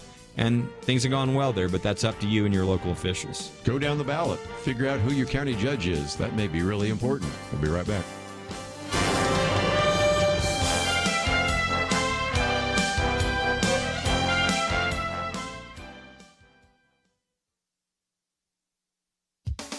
As the confirmation of Amy Coney Barrett to the U.S. Supreme Court progresses, a couple of developments reveal the stakes for religious liberty. Jim Obergefell is the named plaintiff in Obergefell v. Hodges, the 2015 case that culminated in a 5-4 decision mandating that every state recognize same-sex marriage. He teamed up with Alfonso David, president of the Human Rights Campaign, to write an opinion piece which the Washington Post published last week, warning that Judge Barrett's confirmation to the Supreme Court would be an LGBTQ rights emergency. Mr. Obergefell and Mr. David lament in their op-ed that 2 of the justices in the majority have since left the court. They warn that if Judge Barrett replaces Justice Ruth Bader Ginsburg, so-called marriage equality may be vulnerable. Another reminder that core values are at stake comes from a case the Supreme Court refused to take. Recently, the court denied cert to Kim Davis, the clerk of the court in Rowan County, Kentucky, who was jailed for refusing, based upon her Christian faith, to grant marriage licenses to same-sex couples. In conjunction with the denial,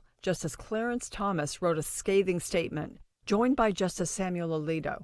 He explained the threat the Obergefell decision poses to Americans with sincerely held religious beliefs that do not condone same-sex marriage. People of faith who exercise their belief that marriage is exclusively between one man and one woman are often labeled as bigots and can be severely penalized when they live according to those convictions. The Thomas Alito statement points out that same-sex marriage is found nowhere in the text of the Constitution, and that if the states had been allowed to resolve this question through legislation, they could have included accommodations for those who hold these religious beliefs. It would take extraordinary circumstances to overturn Obergefell, but Justice Thomas's statement and the progressive left's alarm are reminders of just how important, how crucial Judge Barrett's confirmation is. For Point of View, I'm Penna Dexter.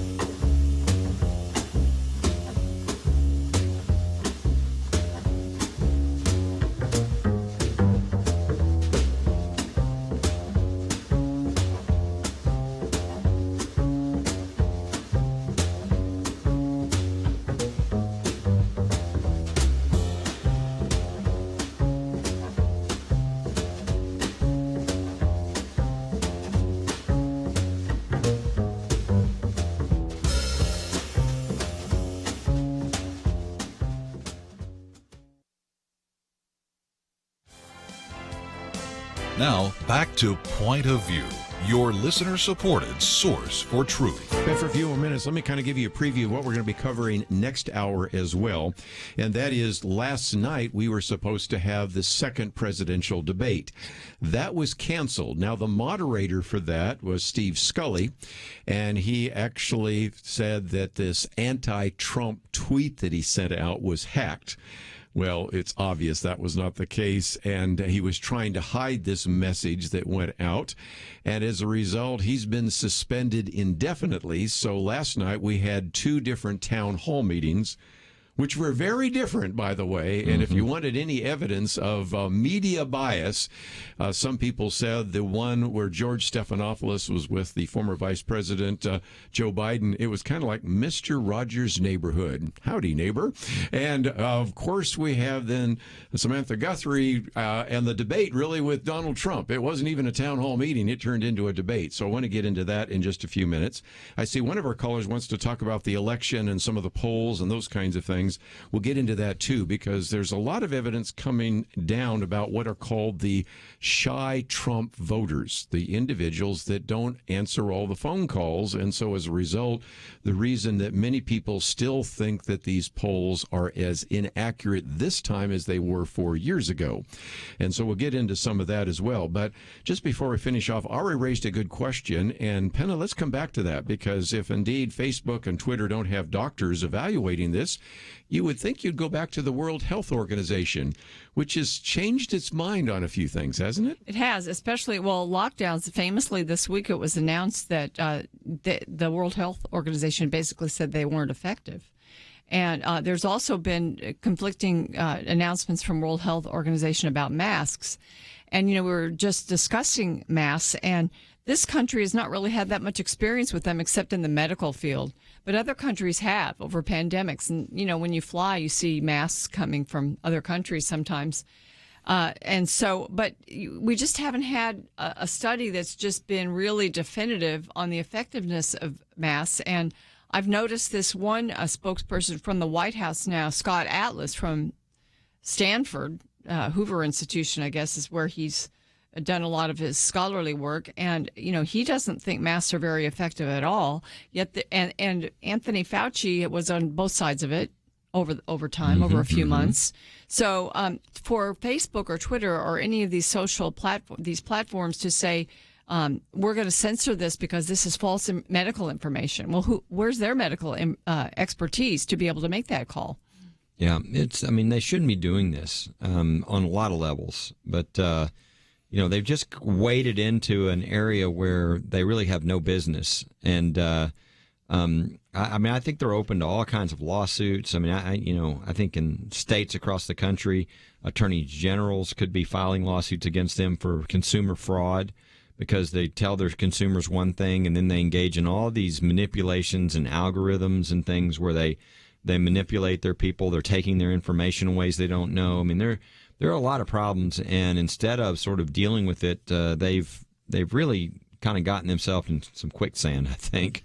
And I'm hoping maybe the one thing that's such a hot button that it could blow the whole thing up is what they've just done, because now they're impacting a presidential election by pretty extreme bias and by things that violate any sort of idea of journalistic standards. And by clearly biased conduct between one candidate and another and how they're treating them in very similar situations. I think this could be the thing that really finally brings this to a head. Let's take some phone calls, 1-800-351-1212. We're going to talk about the election, but I thought I'd go to Illinois. Tyler, thank you for joining us today. Good afternoon. What would you like to add to our conversation? Well, I would like to add that the extreme bias in the media has been exposed and shown. Last night, President Trump basically had to debate a Joe Biden surrogate, Samantha Guthrie. Second, on the town hall presented with Joe Biden, George Stephanopoulos, which used to be a Clinton operative, was taking questions from the audience. Undecided voters is how it was presented. In fact, one had said they'd voted Republican. Come to find out today, one of the people that asked a question was an ex-Obama Biden speechwriter. Amazing. Out of the millions of people, Philadelphia, they randomly remarkable picked that coincidence. one. And the second one, yes, the second one was a wife of a prominent Democrat. So the bias is extremely obvious. Our president was trying to relay his message to the public. He had to go through a Democratic operative posing as a journalist. Yep. Second, I would like to bring about a very glaring thing that's going on in the media today. It's a little off topic, but the ostracizing and demonizing of white people in the media.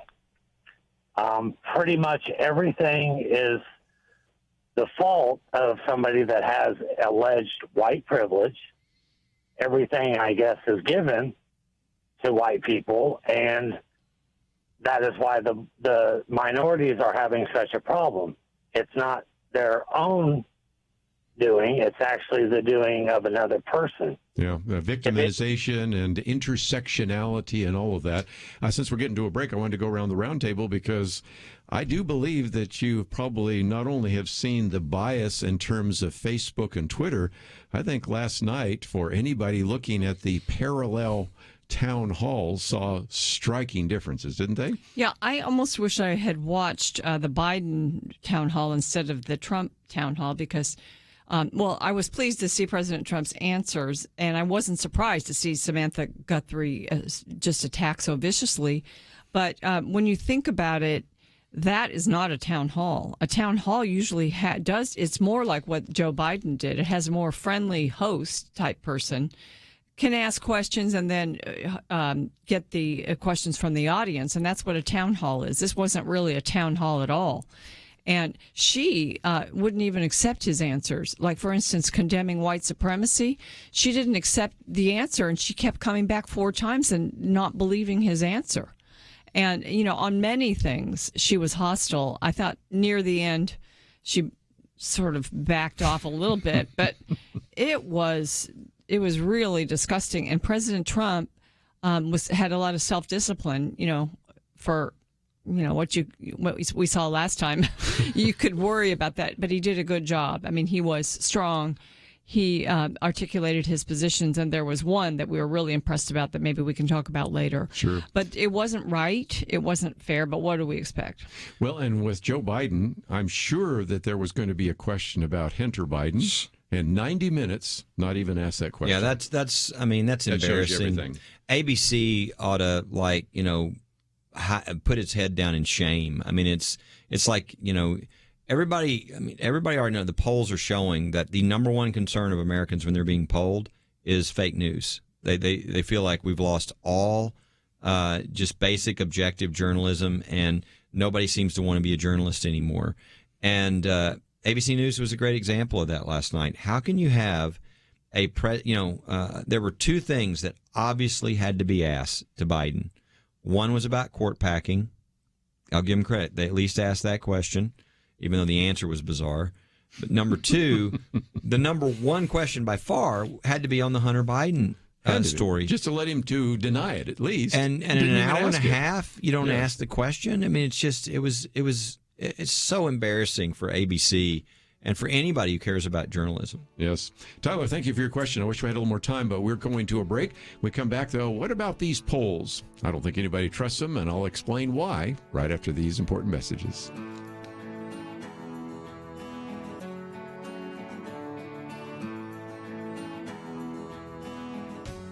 Sometimes I think about seeds. You ever stop to consider that some seeds become entire trees and some trees grow up and produce fruit?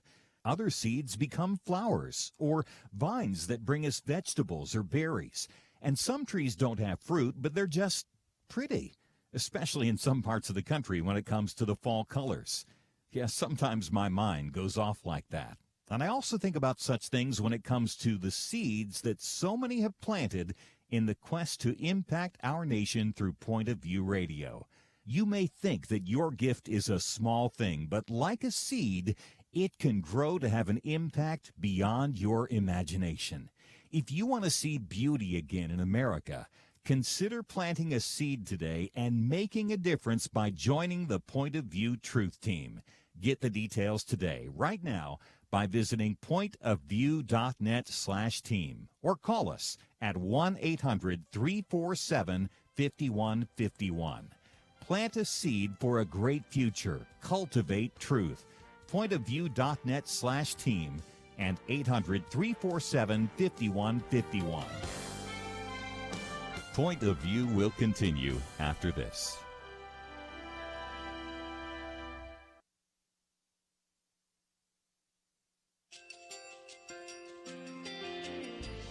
I just want to thank you so much for all the wonderful programming you have. You're just absolutely fantastic. I recently started listening to Point of View, and I really found it interesting because of the different subjects you cover. Thank you for that. I really appreciate everything that you do in keeping us informed. Thank you, Kerby, for everything that you have been doing. I appreciate all the work that you're doing, advocating for the Word of God. Thank you so much.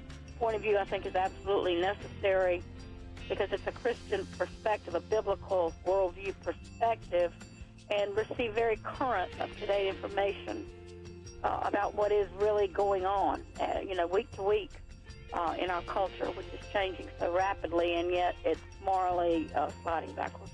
Yeah, I'm just, first of all, I thank you guys. Y'all's program is wonderful, and enjoy it every day. I learn so much every time I listen to it. Point of View Radio Talk Show.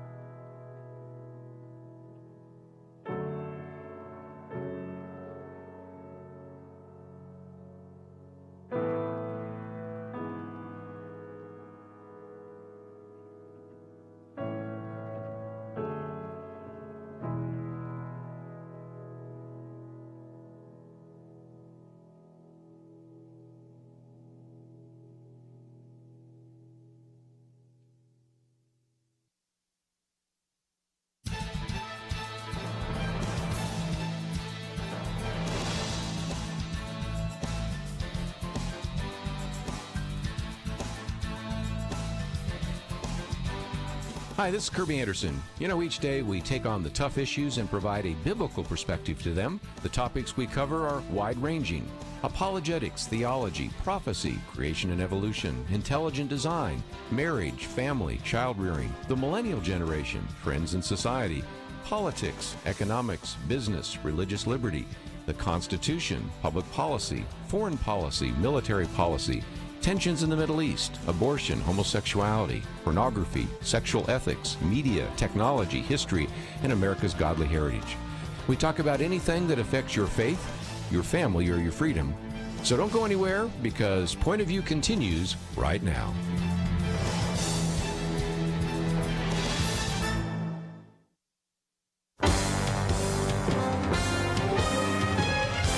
Across America, live. This is Point of View.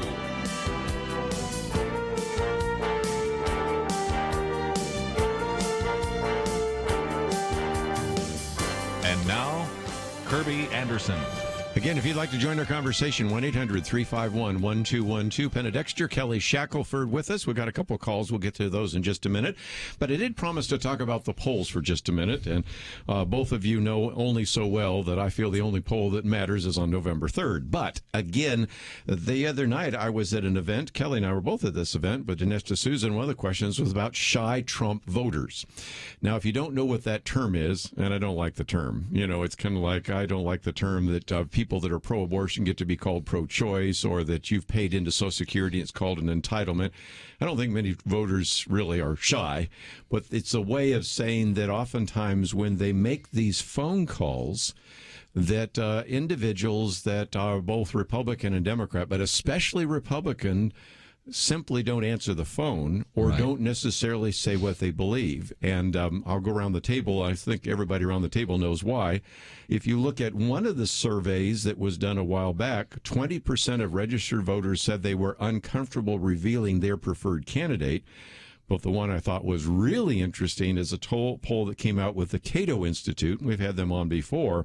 They found that among conservatives, that increased to 70 to 77%, depending on which poll. But it's as high as 77% in 2017 that said they were uncomfortable with telling people how they would really vote.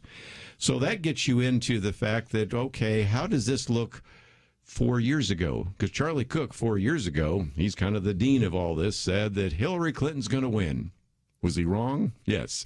And as a matter of fact, he said already that he's convinced Biden's going to win. And if you look at the NBC Wall Street Journal poll, that particular poll actually has Biden up by 11 points on October 12th.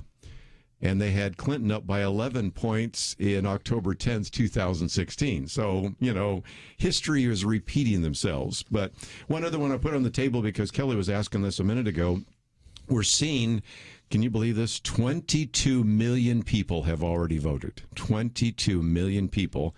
But let's just pick out a couple of states where we broadcast. Wisconsin, 40% of the ballots have been from Democrats, 38% have been from Republicans, slightly more Democrats. But you go to Ohio, we just got a call from Ohio, actually 45% from Republicans, 43% from registered Democrats. Now, that doesn't tell you a lot, because a registered Democrat might vote for Donald Trump and a registered Republican might vote for Joe Biden. But this idea that this mass of Democrats right now are voting by mail or early voting, really not so far has that happened. And if nothing else, I think we have a pretty good idea why a fair number of individuals fit into the category of shy Trump voters, because they just don't want to tell anybody. I read something this week about how a lot of folks, instead of putting out Trump signs, they just get American flags, which they don't normally fly. And if you put your American flag up, you're assumed to be a Trump supporter. I thought that was interesting, because I've walked around and seen, Trump signs here and there. And sometimes it occurs to me, wow, there's so much hatred for Trump out there. How much is that deterring people from even putting out signs or answering polls? Something else with polls, and this has been a concern for the last maybe 20 years since we've had cell phones, but more and more people don't have home phones and they have cell phones. And it's so disruptive to your life to get a lot of political phone calls that busy people don't have even if they wanted to answer, they don't have time to answer all the calls. So I just don't know anymore about the polls. I really don't. You talked with Rasmussen the other day, didn't you? Yep. As of midweek, again, you just don't know how much he's trying to be honest. He's on the Republican side and all that, but he said his numbers were, I think it was Trump was down in Florida by like 2%. He was down in North Carolina by like 2%, and he was down in Pennsylvania by 6%. That's very similar to what sort of some of the bigger polls are saying. By the way, when people say Biden's up by 11% in the country, I mean you might as well say he's up by 11% in Mars, because it has zero meaning what the country. I mean, who cares how many people in California extra are in favor of Biden, right? Yeah. I mean, California's going to go for Biden. If there's an extra 3 million votes or 6 million votes from California to make the national numbers bigger, I mean, that it's irrelevant. We're doing it state by state. And so the key comes down to what's going to happen in Florida, what's going to happen in North Carolina, what's going to happen in Pennsylvania and in Michigan and in Wisconsin and Colorado and Nevada, and I mean that's where the election is going to be decided. Very true. Because a lot of these other states, unless there's a landslide, it could be a landslide either way, right? You could have that these polls are really true, and Biden's going to win just a lot of stuff, right? And maybe Biden wins Texas, or well, if he wins Texas, it's over, okay? Or it could be that this is a repeat, and I think there's a decent shot at this. That this is. If you look in history, what we're watching now is, I think, closest to the McGovern-Nixon election, because you have a Republican when people are dying in the war. People are now dying with coronavirus. People thought that they would blame the Republicans. You have riots and protests all over the country, same as you did there. You have the Democratic candidate not running to the center, but running to the left, which is what McGovern did. And it was and the media thought McGovern was going to win or be in a really close way. And this is where the term silent majority first popped up, because there was this massive turnout of these people that didn't like what they were seeing, and Nixon won. I mean, in a huge election. So you could have a big landslide for Trump in that way. All these people that are watching the riots, they watch the Democrats not speak out against that. They watched all this, and they're like, okay, and maybe they're just waiting to vote. But absent that, it's going to come down to these states we just talked about, and it's really hard to figure out. Plus, it could change. It could change. We're in the last 3 weeks. I mean, things can change pretty quickly. I mean, I think a lot of people think that the only reason Obama won his second term was because of that hurricane, and like he and Christie hugging and all this kind of stuff right at the end, like 2 days before the election. So we just don't know, but it's very close, I think, if you look at those states and where they could go. 2 points, 3 points, 1 point, that can switch very quickly. Well, let's take a break. And when we come back, do have a number of phone calls on masks and the election and a variety of others. But I might get your comments as well, because not only were we looking at the map for the presidency, but also the map for the Senate. It's very big. And especially paying attention to some of those races in North Carolina, Iowa, Montana. I hate to say it, but I think you almost have to concede Republican losses in Maine and Arizona and a pickup in Alabama and a few others. But we'll see, how that all plays out, because that is key to all those judicial nominees that Kelly's been researching. Michigan's the shocker. What's going on in Michigan right now in the Senate race is could be just blowing everybody's. It's definitely the surprise of the week, I think. Yes. So we have more to cover, and then we'll get to some of these phone calls. So if you'd like to join us, that number is 1-800-351-1212. And if again you find yourself saying, "I'd like a little more of this information," we posted quite a few articles on the website pointofview.net. We'll talk about that right after this.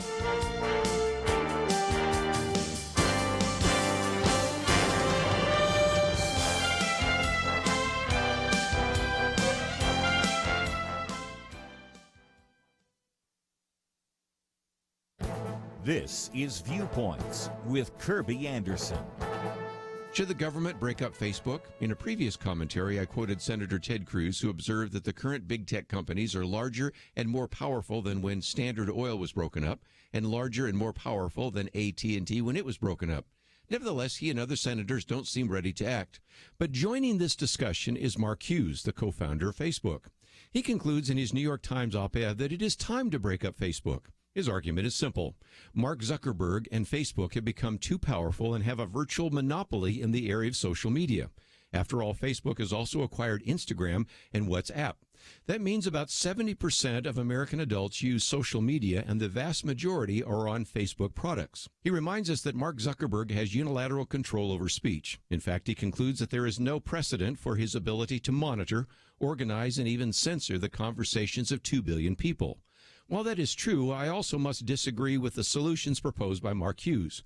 Not only does he want the government to break up Facebook, but he also wants Congress to create a special agency to draft guidelines for acceptable speech on social media. He does acknowledge that the idea of government regulation of speech may sound un-American. Perhaps that is because such an idea is indeed un-American and contrary to the First Amendment. We don't need government deciding what is or is not acceptable speech. I applaud Mark Hughes for speaking up about Facebook. He deserves to be heard because he knows Mark Zuckerberg and Facebook because he was a co-founder. His diagnosis is sound, but his prescription is not. If government does decide to break up Facebook, it shouldn't then decide to also become the arbiter of what can or cannot be said on social media. I'm Kerby Anderson, and that's my point of view. For more information about issues covered on Viewpoints, visit pointofview.net. Pointofview.net.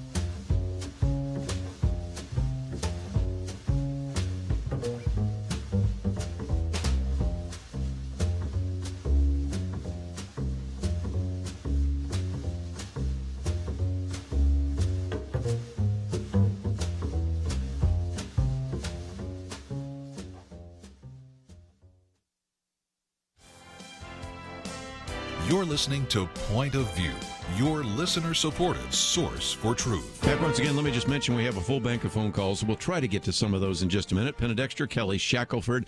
But I did want to talk about the Senate race. This, of course, is a national program, but we broadcast in many of the states where there are elections right now. And if you look at those elections, there are 33 U.S. Senate elections plus 2 special elections. And my inclination right now is to say that Senator Jones probably not will be reelected. That's a pickup for the Republicans, but maybe Senator McSally won't be reelected. That's a pickup for the Democrats, so that's even. So that gets us now to some of these other competitive races. That would be North Carolina, Iowa, Montana. But I would also add to that Maine and Michigan, just off the top of my head. There may be some others people want to talk about, but Kelly, there is a very significant reason why we want to pay attention to the Senate, and that is those senators are going to provide advice and consent for anybody's cabinet, and most importantly, for the federal judiciary. Yeah, I'd say there's a few really significant reasons. One is the Senate is the one who has to give consent to judges. So that'll make a big difference. But I think there's even 2 greater reasons in this particular election because, number one, they're talking about, the radicals on the left, not just average people, but they're saying that they want to get rid of the filibuster or cloture, whatever you want to call it, right? But if they do, they dramatically change our whole government because the way it's kind of worked always is, the House changes every 2 years and their Senate races every 2 years. But why don't the laws just go herky-jerky, right, left, and we all get sort of thrown into a tizzy as a country, which would not be healthy? It's because the Senate requires you to have 60 before you can actually even get a vote. And therefore, you actually have to have some bipartisanship. And so the things that go through are the things that are going to last longer. If you take that away, you're going to dramatically change we're going to be much more partisan, much more shift back and forth. But also, part of them getting rid of that filibuster, again, these are really radical people who want this. One of the reasons why they want to do that is because they want a court pack. They want to add, it's been over 150 years, we've had 9 justices. They want to add justices because they think then they can control the court. Well, that's a decision to destroy the Supreme Court of the United States, because if you do that, and we've seen this in everything else they've done in the Senate, if you do that, when the Republicans come back in, they're going to do that. And then when the Democrat comes in, they're going to do that. The court is no longer a legal body, an independent legal body. It's now a mini legislature. And it's just a matter of who's in power and how many people they appoint, and they control the court. And you've ruined the Supreme Court. You've taken a third of our government, really, and thrown it in the toilet. And but you also have rule by the courts, rule by judges. That's right. And it would be a disaster. So I think the Senate is really important for more than even the normal reasons, because they're talking about doing stuff that haven't been done in 150 years. And they're talking about dramatically changing our government in a way that I think would be very damaging to the country. Again, my hope and my prayer is that Biden would stand up at the debate and say, no, court packing is wrong. He said that before. Yes, he has. But he's now got so much pressure from these radical people on his base that this is where you can be presidential by saying, no, that's wrong. That's bad for our country. I hope he'll do that. He hasn't. In fact, what he said last night was really dangerous, because what he was saying, it seemed to me, was if Amy Coney Barrett gets confirmed, I'm going to be in favor of court packing, which is exactly the wrong reason to ever change the number of people on the Supreme Court. And it would start a process that would destroy the Supreme Court. I was thinking that because they've been saying that for the past, 10 days or so, that she would, they were kind of like trying to stop the Senate from considering her, which didn't work. So now that it didn't work and she's on her way, I was hoping that maybe they would back off a little bit on this threat, because that's what it really is. It's a threat. Mm-hmm. And yet, and a lot of news, like Fox, for instance, is playing statements that he has made in the past about court packing. But, it's just the jury's out, I guess, on how influential the base is going to be on that issue. I think he's been around long enough to know how dangerous it would be. But on other things, he has backed off on his more moderate positions. So, we are really at a tipping point, I think, in our country. The Senate is normally more deliberative, and they do bring some sense of, at least, let's slow things down a little bit. And so if the Senate goes left, because it's not only going Democrat, it's going far left a lot of times. A lot of these candidates are not moderate. I mean, maybe in Colorado, if Hickenlooper wins, he is not a super liberal leftist, but that state kind of is going that way. So he wouldn't answer the court packing question in the debate this week. So that must be their, I think that may be their Democrat up from on high directive right now, for no one to answer that question. So this is a crucial, if anybody out there is listening to this show and maybe they're not in love with Donald Trump, I think you need to think about a lot more than whether you like how he handles a debate or whatever, and think about this country and the policies. Think about the fact that, number one, our economy was just stellar and still is doing very well at coming back from what was out of our control, really, with regard to the coronavirus. So that and other things. And the courts are so important. So people need to look at that and make a decision based not necessarily on personalities, but on policy. Let's take some phone calls. We'll go to California. Martin, thank you for joining us today. Love to hear your comments. Hey, thanks so much for having me on the radio. God bless you guys for giving us this great information and this great radio show today. I just wanted to talk about your comparison to the McGovern-Nixon campaign to what's happening today and the silent majority.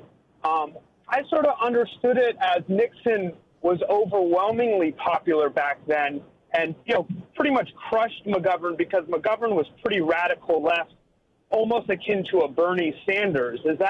Would you guys more agree to that? Or is that not I think that's storyline? No, I think that's somewhat true, although there's two parts of that. I think it was a surprise. It was a big surprise. Nobody expected those election results. And it was because McGovern went to the left during the campaign. Now, I don't think Biden is going to the left image-wise, but I think he is going. I mean, he signed the agreement with Bernie Sanders that we're going to do what you're saying, and he's kind of having to go to the left to get his base strong, and that's different. See, normally, right. But the thing is, McGovern was always very left, and Eagleton, who was the other Democrat during that primary, was more in the middle. And Nixon was very keyed on eliminating Eagleton from the Democratic ticket. And that's what, part of the Watergate scandal was getting Eagleton, smearing Eagleton, putting him under the bus, and getting McGovern on the ticket.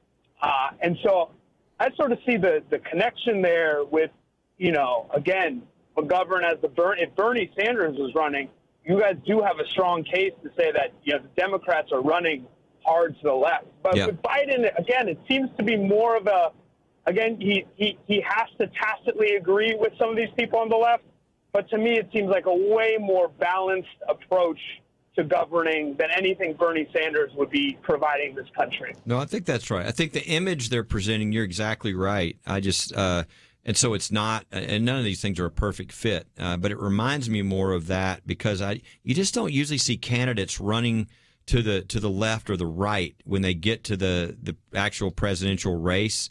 And I do think there's a lot of opportunities for Biden to kind of like coming out against court packing and, things that normally, Biden held this position on the Hyde Amendment his whole life, of not being in favor of government funding abortion. But the left has forced him to say he had to change his position, even though he's had that his whole life. So that kind of thing, I think, definitely will have an impact. Will it be like McGovern? I don't know. But it definitely is different to see a candidate, and I don't think Trump's doing that. Trump's not really running to his right. He's trying to kind of, say what he's done a good job, et cetera, whereas I think Biden's getting pressure to move to the left. Well, a couple things real quick. Number one, I think the Kamala factor is important because she's more likely than the average vice presidential candidate to end up president, and she is very far to the left. And there's no question about that. And then the other part is look at the country. What's the character of the country? Well, back then, when McGovern and Nixon were running, it was kind of like now where you had a lot of violence. You had demonstrating, you had young people who seemed to be very far to the left, and we had the same thing. But we don't know how many that is. And I think with McGovern, they were surprised because they thought there were more people that would support a candidate like that. Right. And I think that's what I don't really know right now, and that's why it's hard to say who's going to win. Let's talk about the two vice presidential candidates, and we'll do that right after these important messages. Having civil conversations about important issues seems to be harder and harder. Various media outlets tell people what they should believe, why they should be outraged, and getting people to actually think, well, it can be difficult. Whether it's the gospel, tax issues, social policy, or just about anything else, you need to have solid information and clear thinking to address the hard issues. You need God's truth applied. And that's what you get in less than 2 minutes with Point of View's Viewpoints Commentary, a daily resource to help you be informed and think through the things we need to be talking about. It is free and will arrive in your inbox each day when you visit pointofview.net/signup. Sometimes we know we should say something, but we're silent because we're not quite sure what to say. Viewpoints Commentary can help you break the silence and change the narrative. It can make you a more equipped agent for truth. Get your free subscription to the Viewpoints Commentary at pointofview.net/signup. pointofview.net/signup. Point of View will continue after this.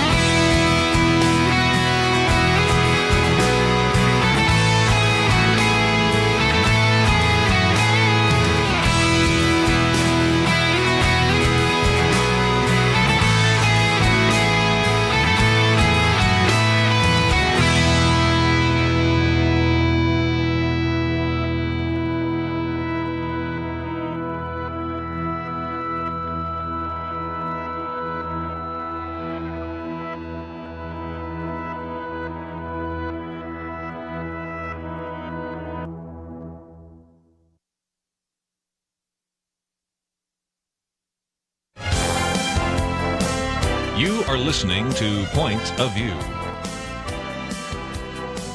The opinions expressed on Point of View do not necessarily reflect the views of the management or staff of this station.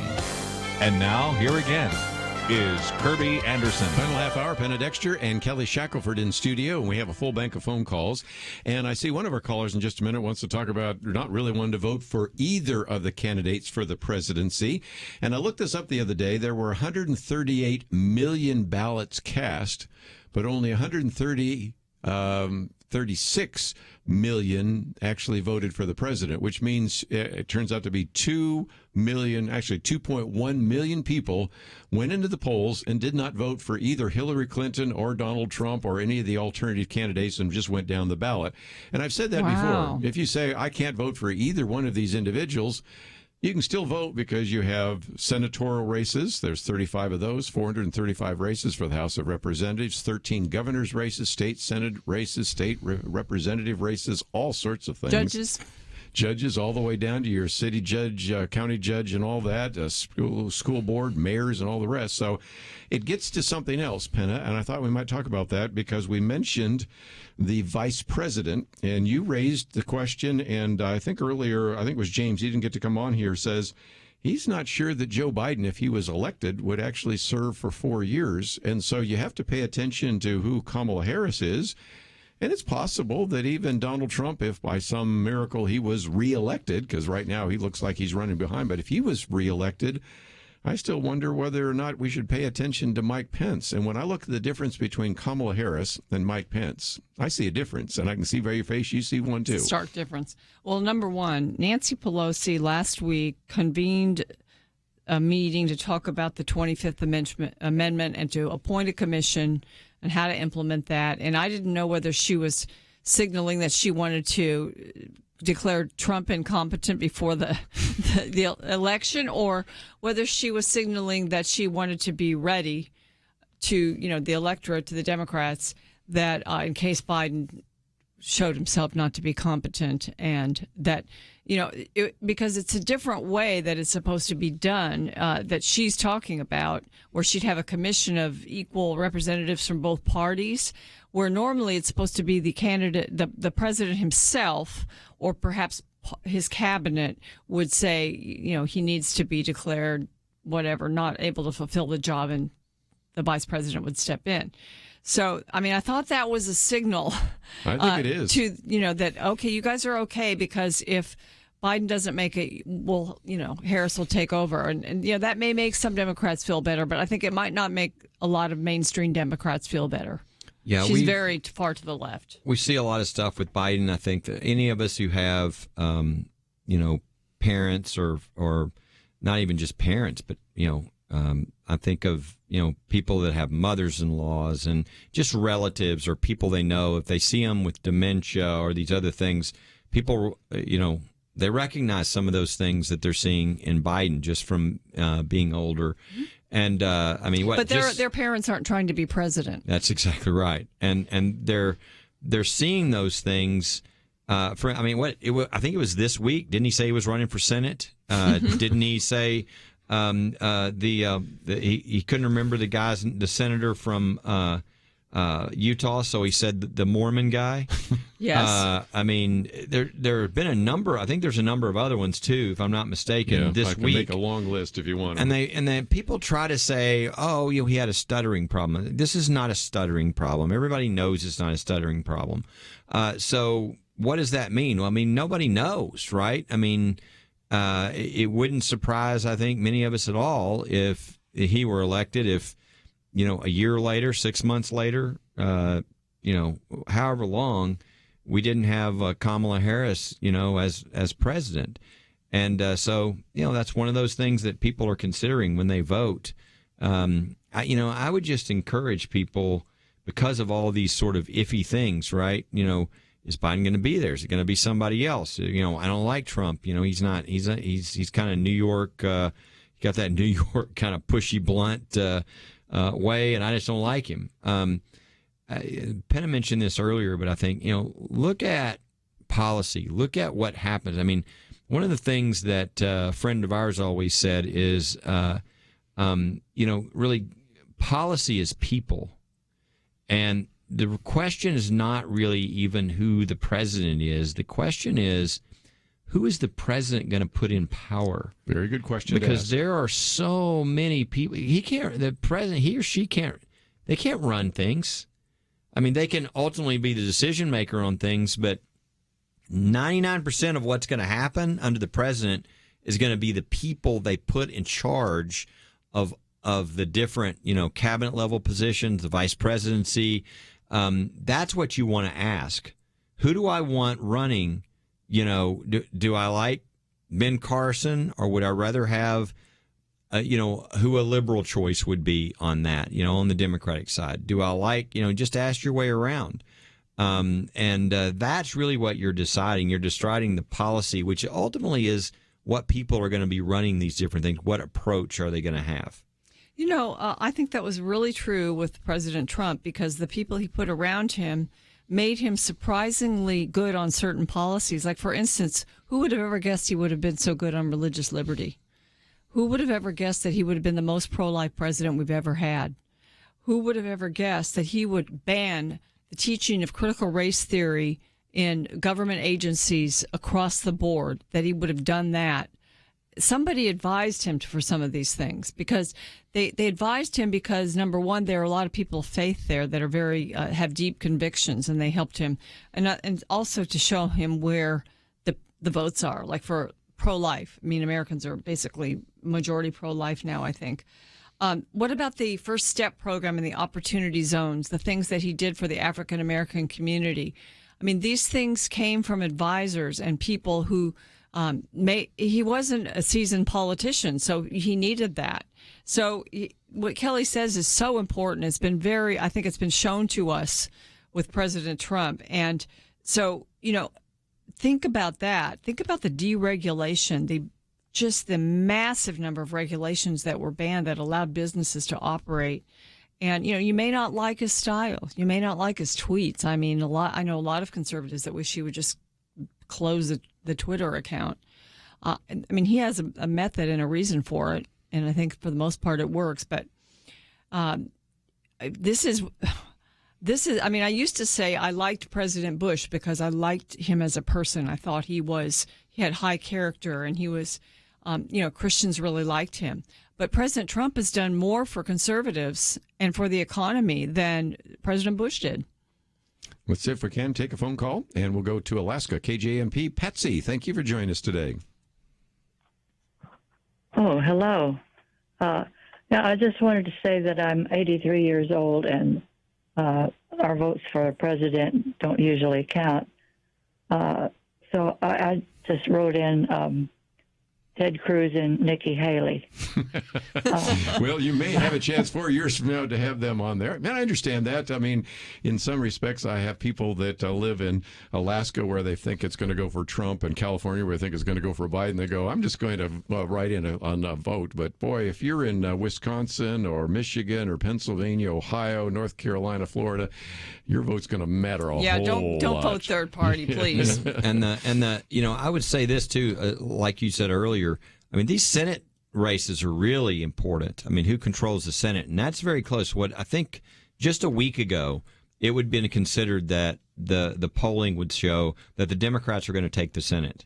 But yes, just in the last few days, you've had two pretty dramatic changes. You've Michigan. got Lindsey Graham, and South Carolina and Michigan, and then Michigan's the other one. I mean, Maine. You've got the Joe. Is it Joe James? Is that his name? John James. John James.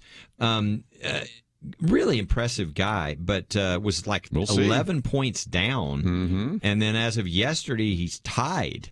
And that's a pretty dramatic shift. So a lot of these, who's going to hold the Senate could be a very close thing. And so, make sure you go down ballot and vote for some. And as we mentioned earlier, if you don't like some of the lockdown stuff, the force mask, the stuff that's overplaying, the telling churches to close when the liquor stores can open and all, those decisions are made by your local officials, right?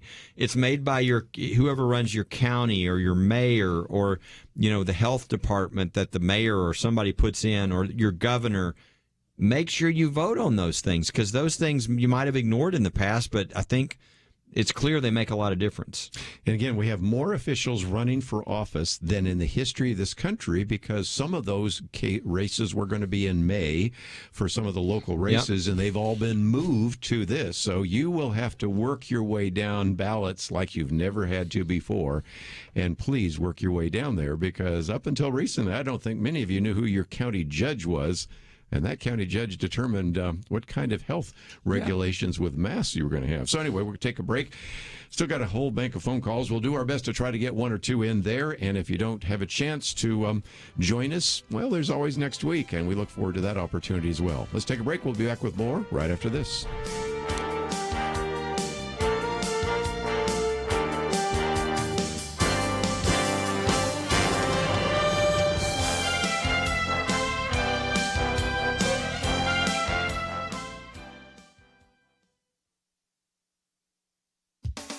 As the confirmation of Amy Coney Barrett to the U.S. Supreme Court progresses, a couple of developments reveal the stakes for religious liberty. Jim Obergefell is the named plaintiff in Obergefell v. Hodges, the 2015 case that culminated in a 5-4 decision mandating that every state recognize same-sex marriage. He teamed up with Alfonso David, president of the Human Rights Campaign, to write an opinion piece which the Washington Post published last week, warning that Judge Barrett's confirmation to the Supreme Court would be an LGBTQ rights emergency. Mr. Obergefell and Mr. David lament in their op-ed that 2 of the justices in the majority have since left the court. They warn that if Judge Barrett replaces Justice Ruth Bader Ginsburg, so-called marriage equality may be vulnerable. Another reminder that core values are at stake comes from a case the Supreme Court refused to take. Recently, the court denied cert to Kim Davis, the clerk of the court in Rowan County, Kentucky, who was jailed for refusing, based upon her Christian faith, to grant marriage licenses to same-sex couples. In conjunction with the denial, Justice Clarence Thomas wrote a scathing statement, joined by Justice Samuel Alito.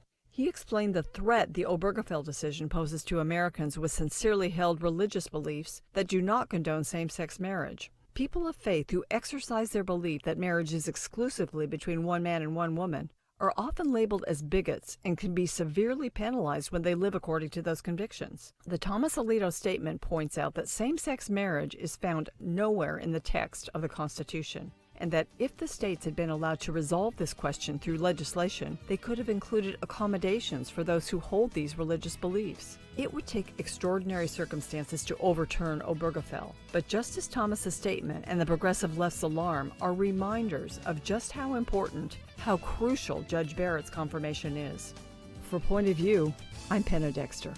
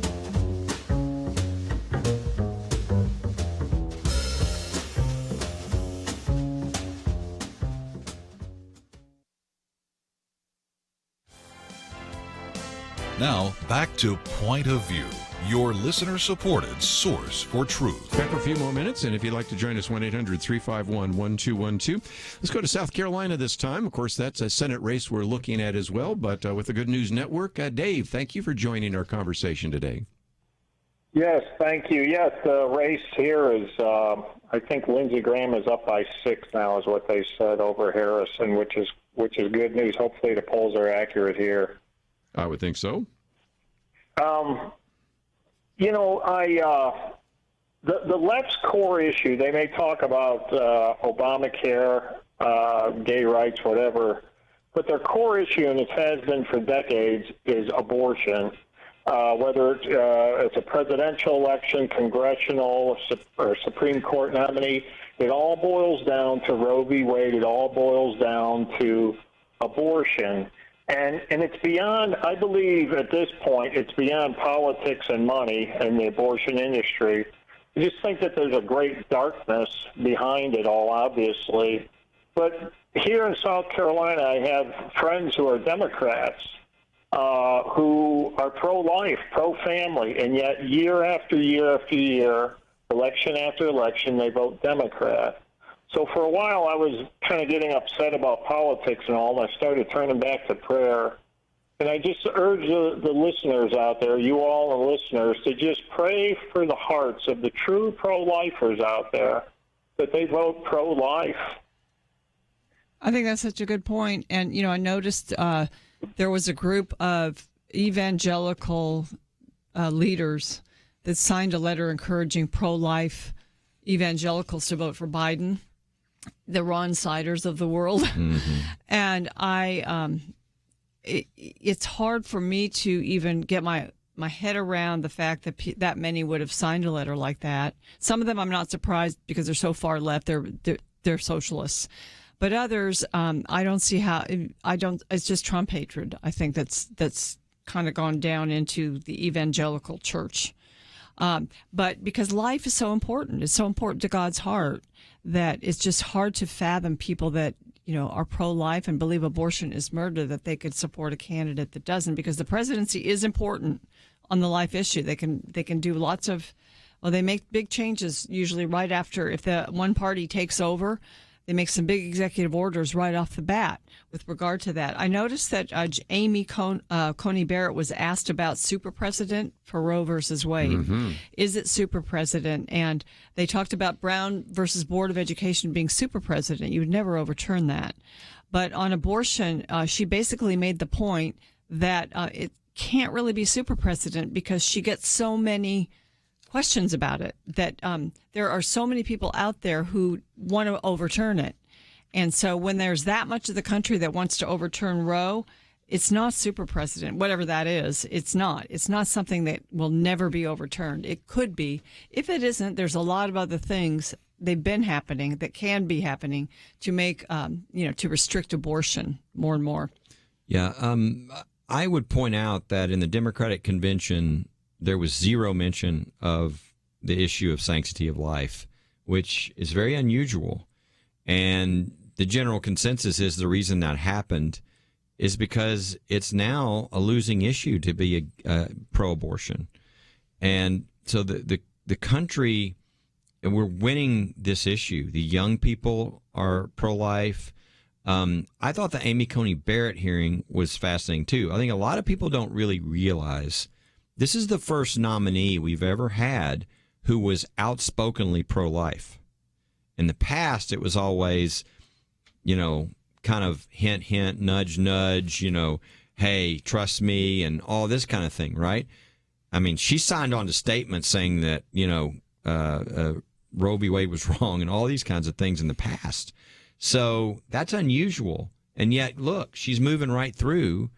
And I thought the testimony given by the young lady who was a blind student of hers, I think the first one at Notre Dame Law School, and ended up clerking at the United States Supreme Court, Amazing. Which is pretty incredible. Yes. That testimony to me was really tied into life.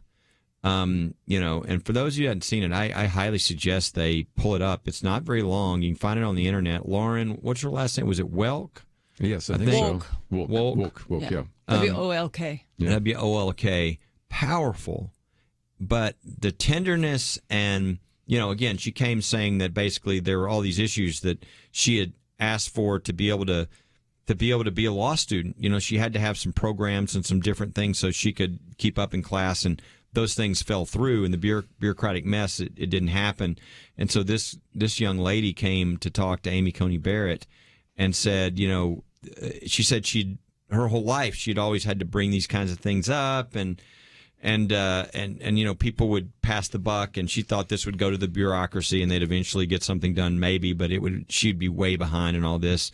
And Amy Coney Barrett's response, she said, look, I know this is not your problem, but I just wanted to bring this up. And Amy Coney Barrett's response was, It's my problem now. Mm-hmm. I love that line. And the whole heart of that, to me, is number one, speaks to her faith and speaks to the sanctity of life.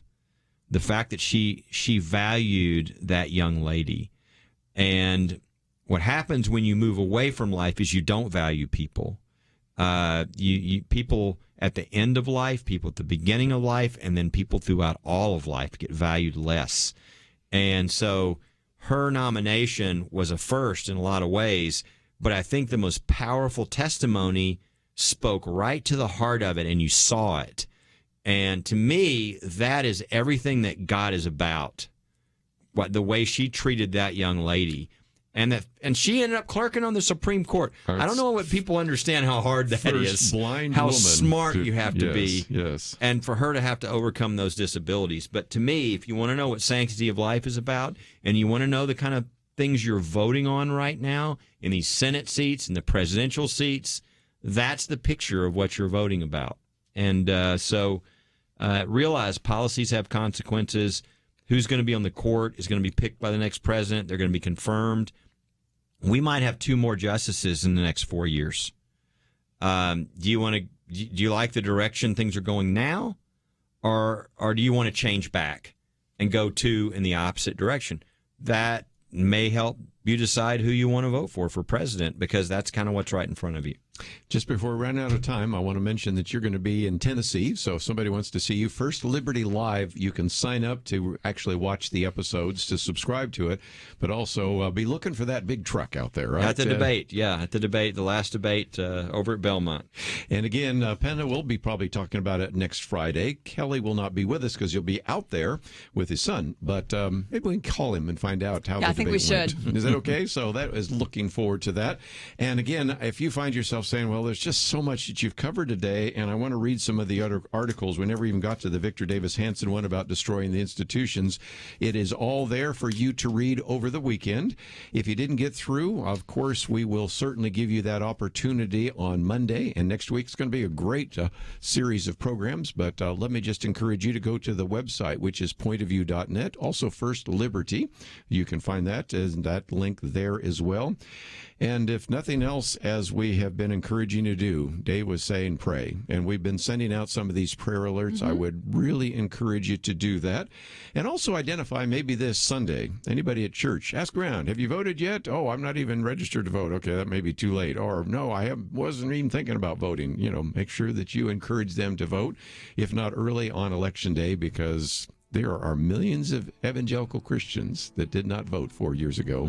We do not want that to happen again. I want to thank Andrew and Steve for the help behind the scenes. We certainly encourage you to have a great weekend, and we will look forward to seeing you back here on Monday on Point of View. Sometimes I think about seeds. You ever stop to consider that some seeds become entire trees, and some trees grow up and produce fruit? Other seeds become flowers or vines that bring us vegetables or berries. And some trees don't have fruit, but they're just pretty, especially in some parts of the country when it comes to the fall colors. Yes, sometimes my mind goes off like that. And I also think about such things when it comes to the seeds that so many have planted in the quest to impact our nation through Point of View Radio. You may think that your gift is a small thing, but like a seed, it can grow to have an impact beyond your imagination. If you want to see beauty again in America, consider planting a seed today and making a difference by joining the Point of View Truth Team. Get the details today, right now, by visiting pointofview.net/team or call us at 1-800-347-5151. Plant a seed for a great future. Cultivate truth.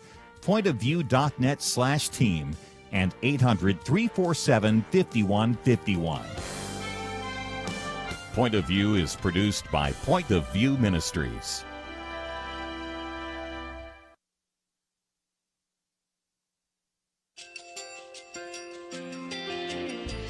I just want to thank you so much for all the wonderful programming you have.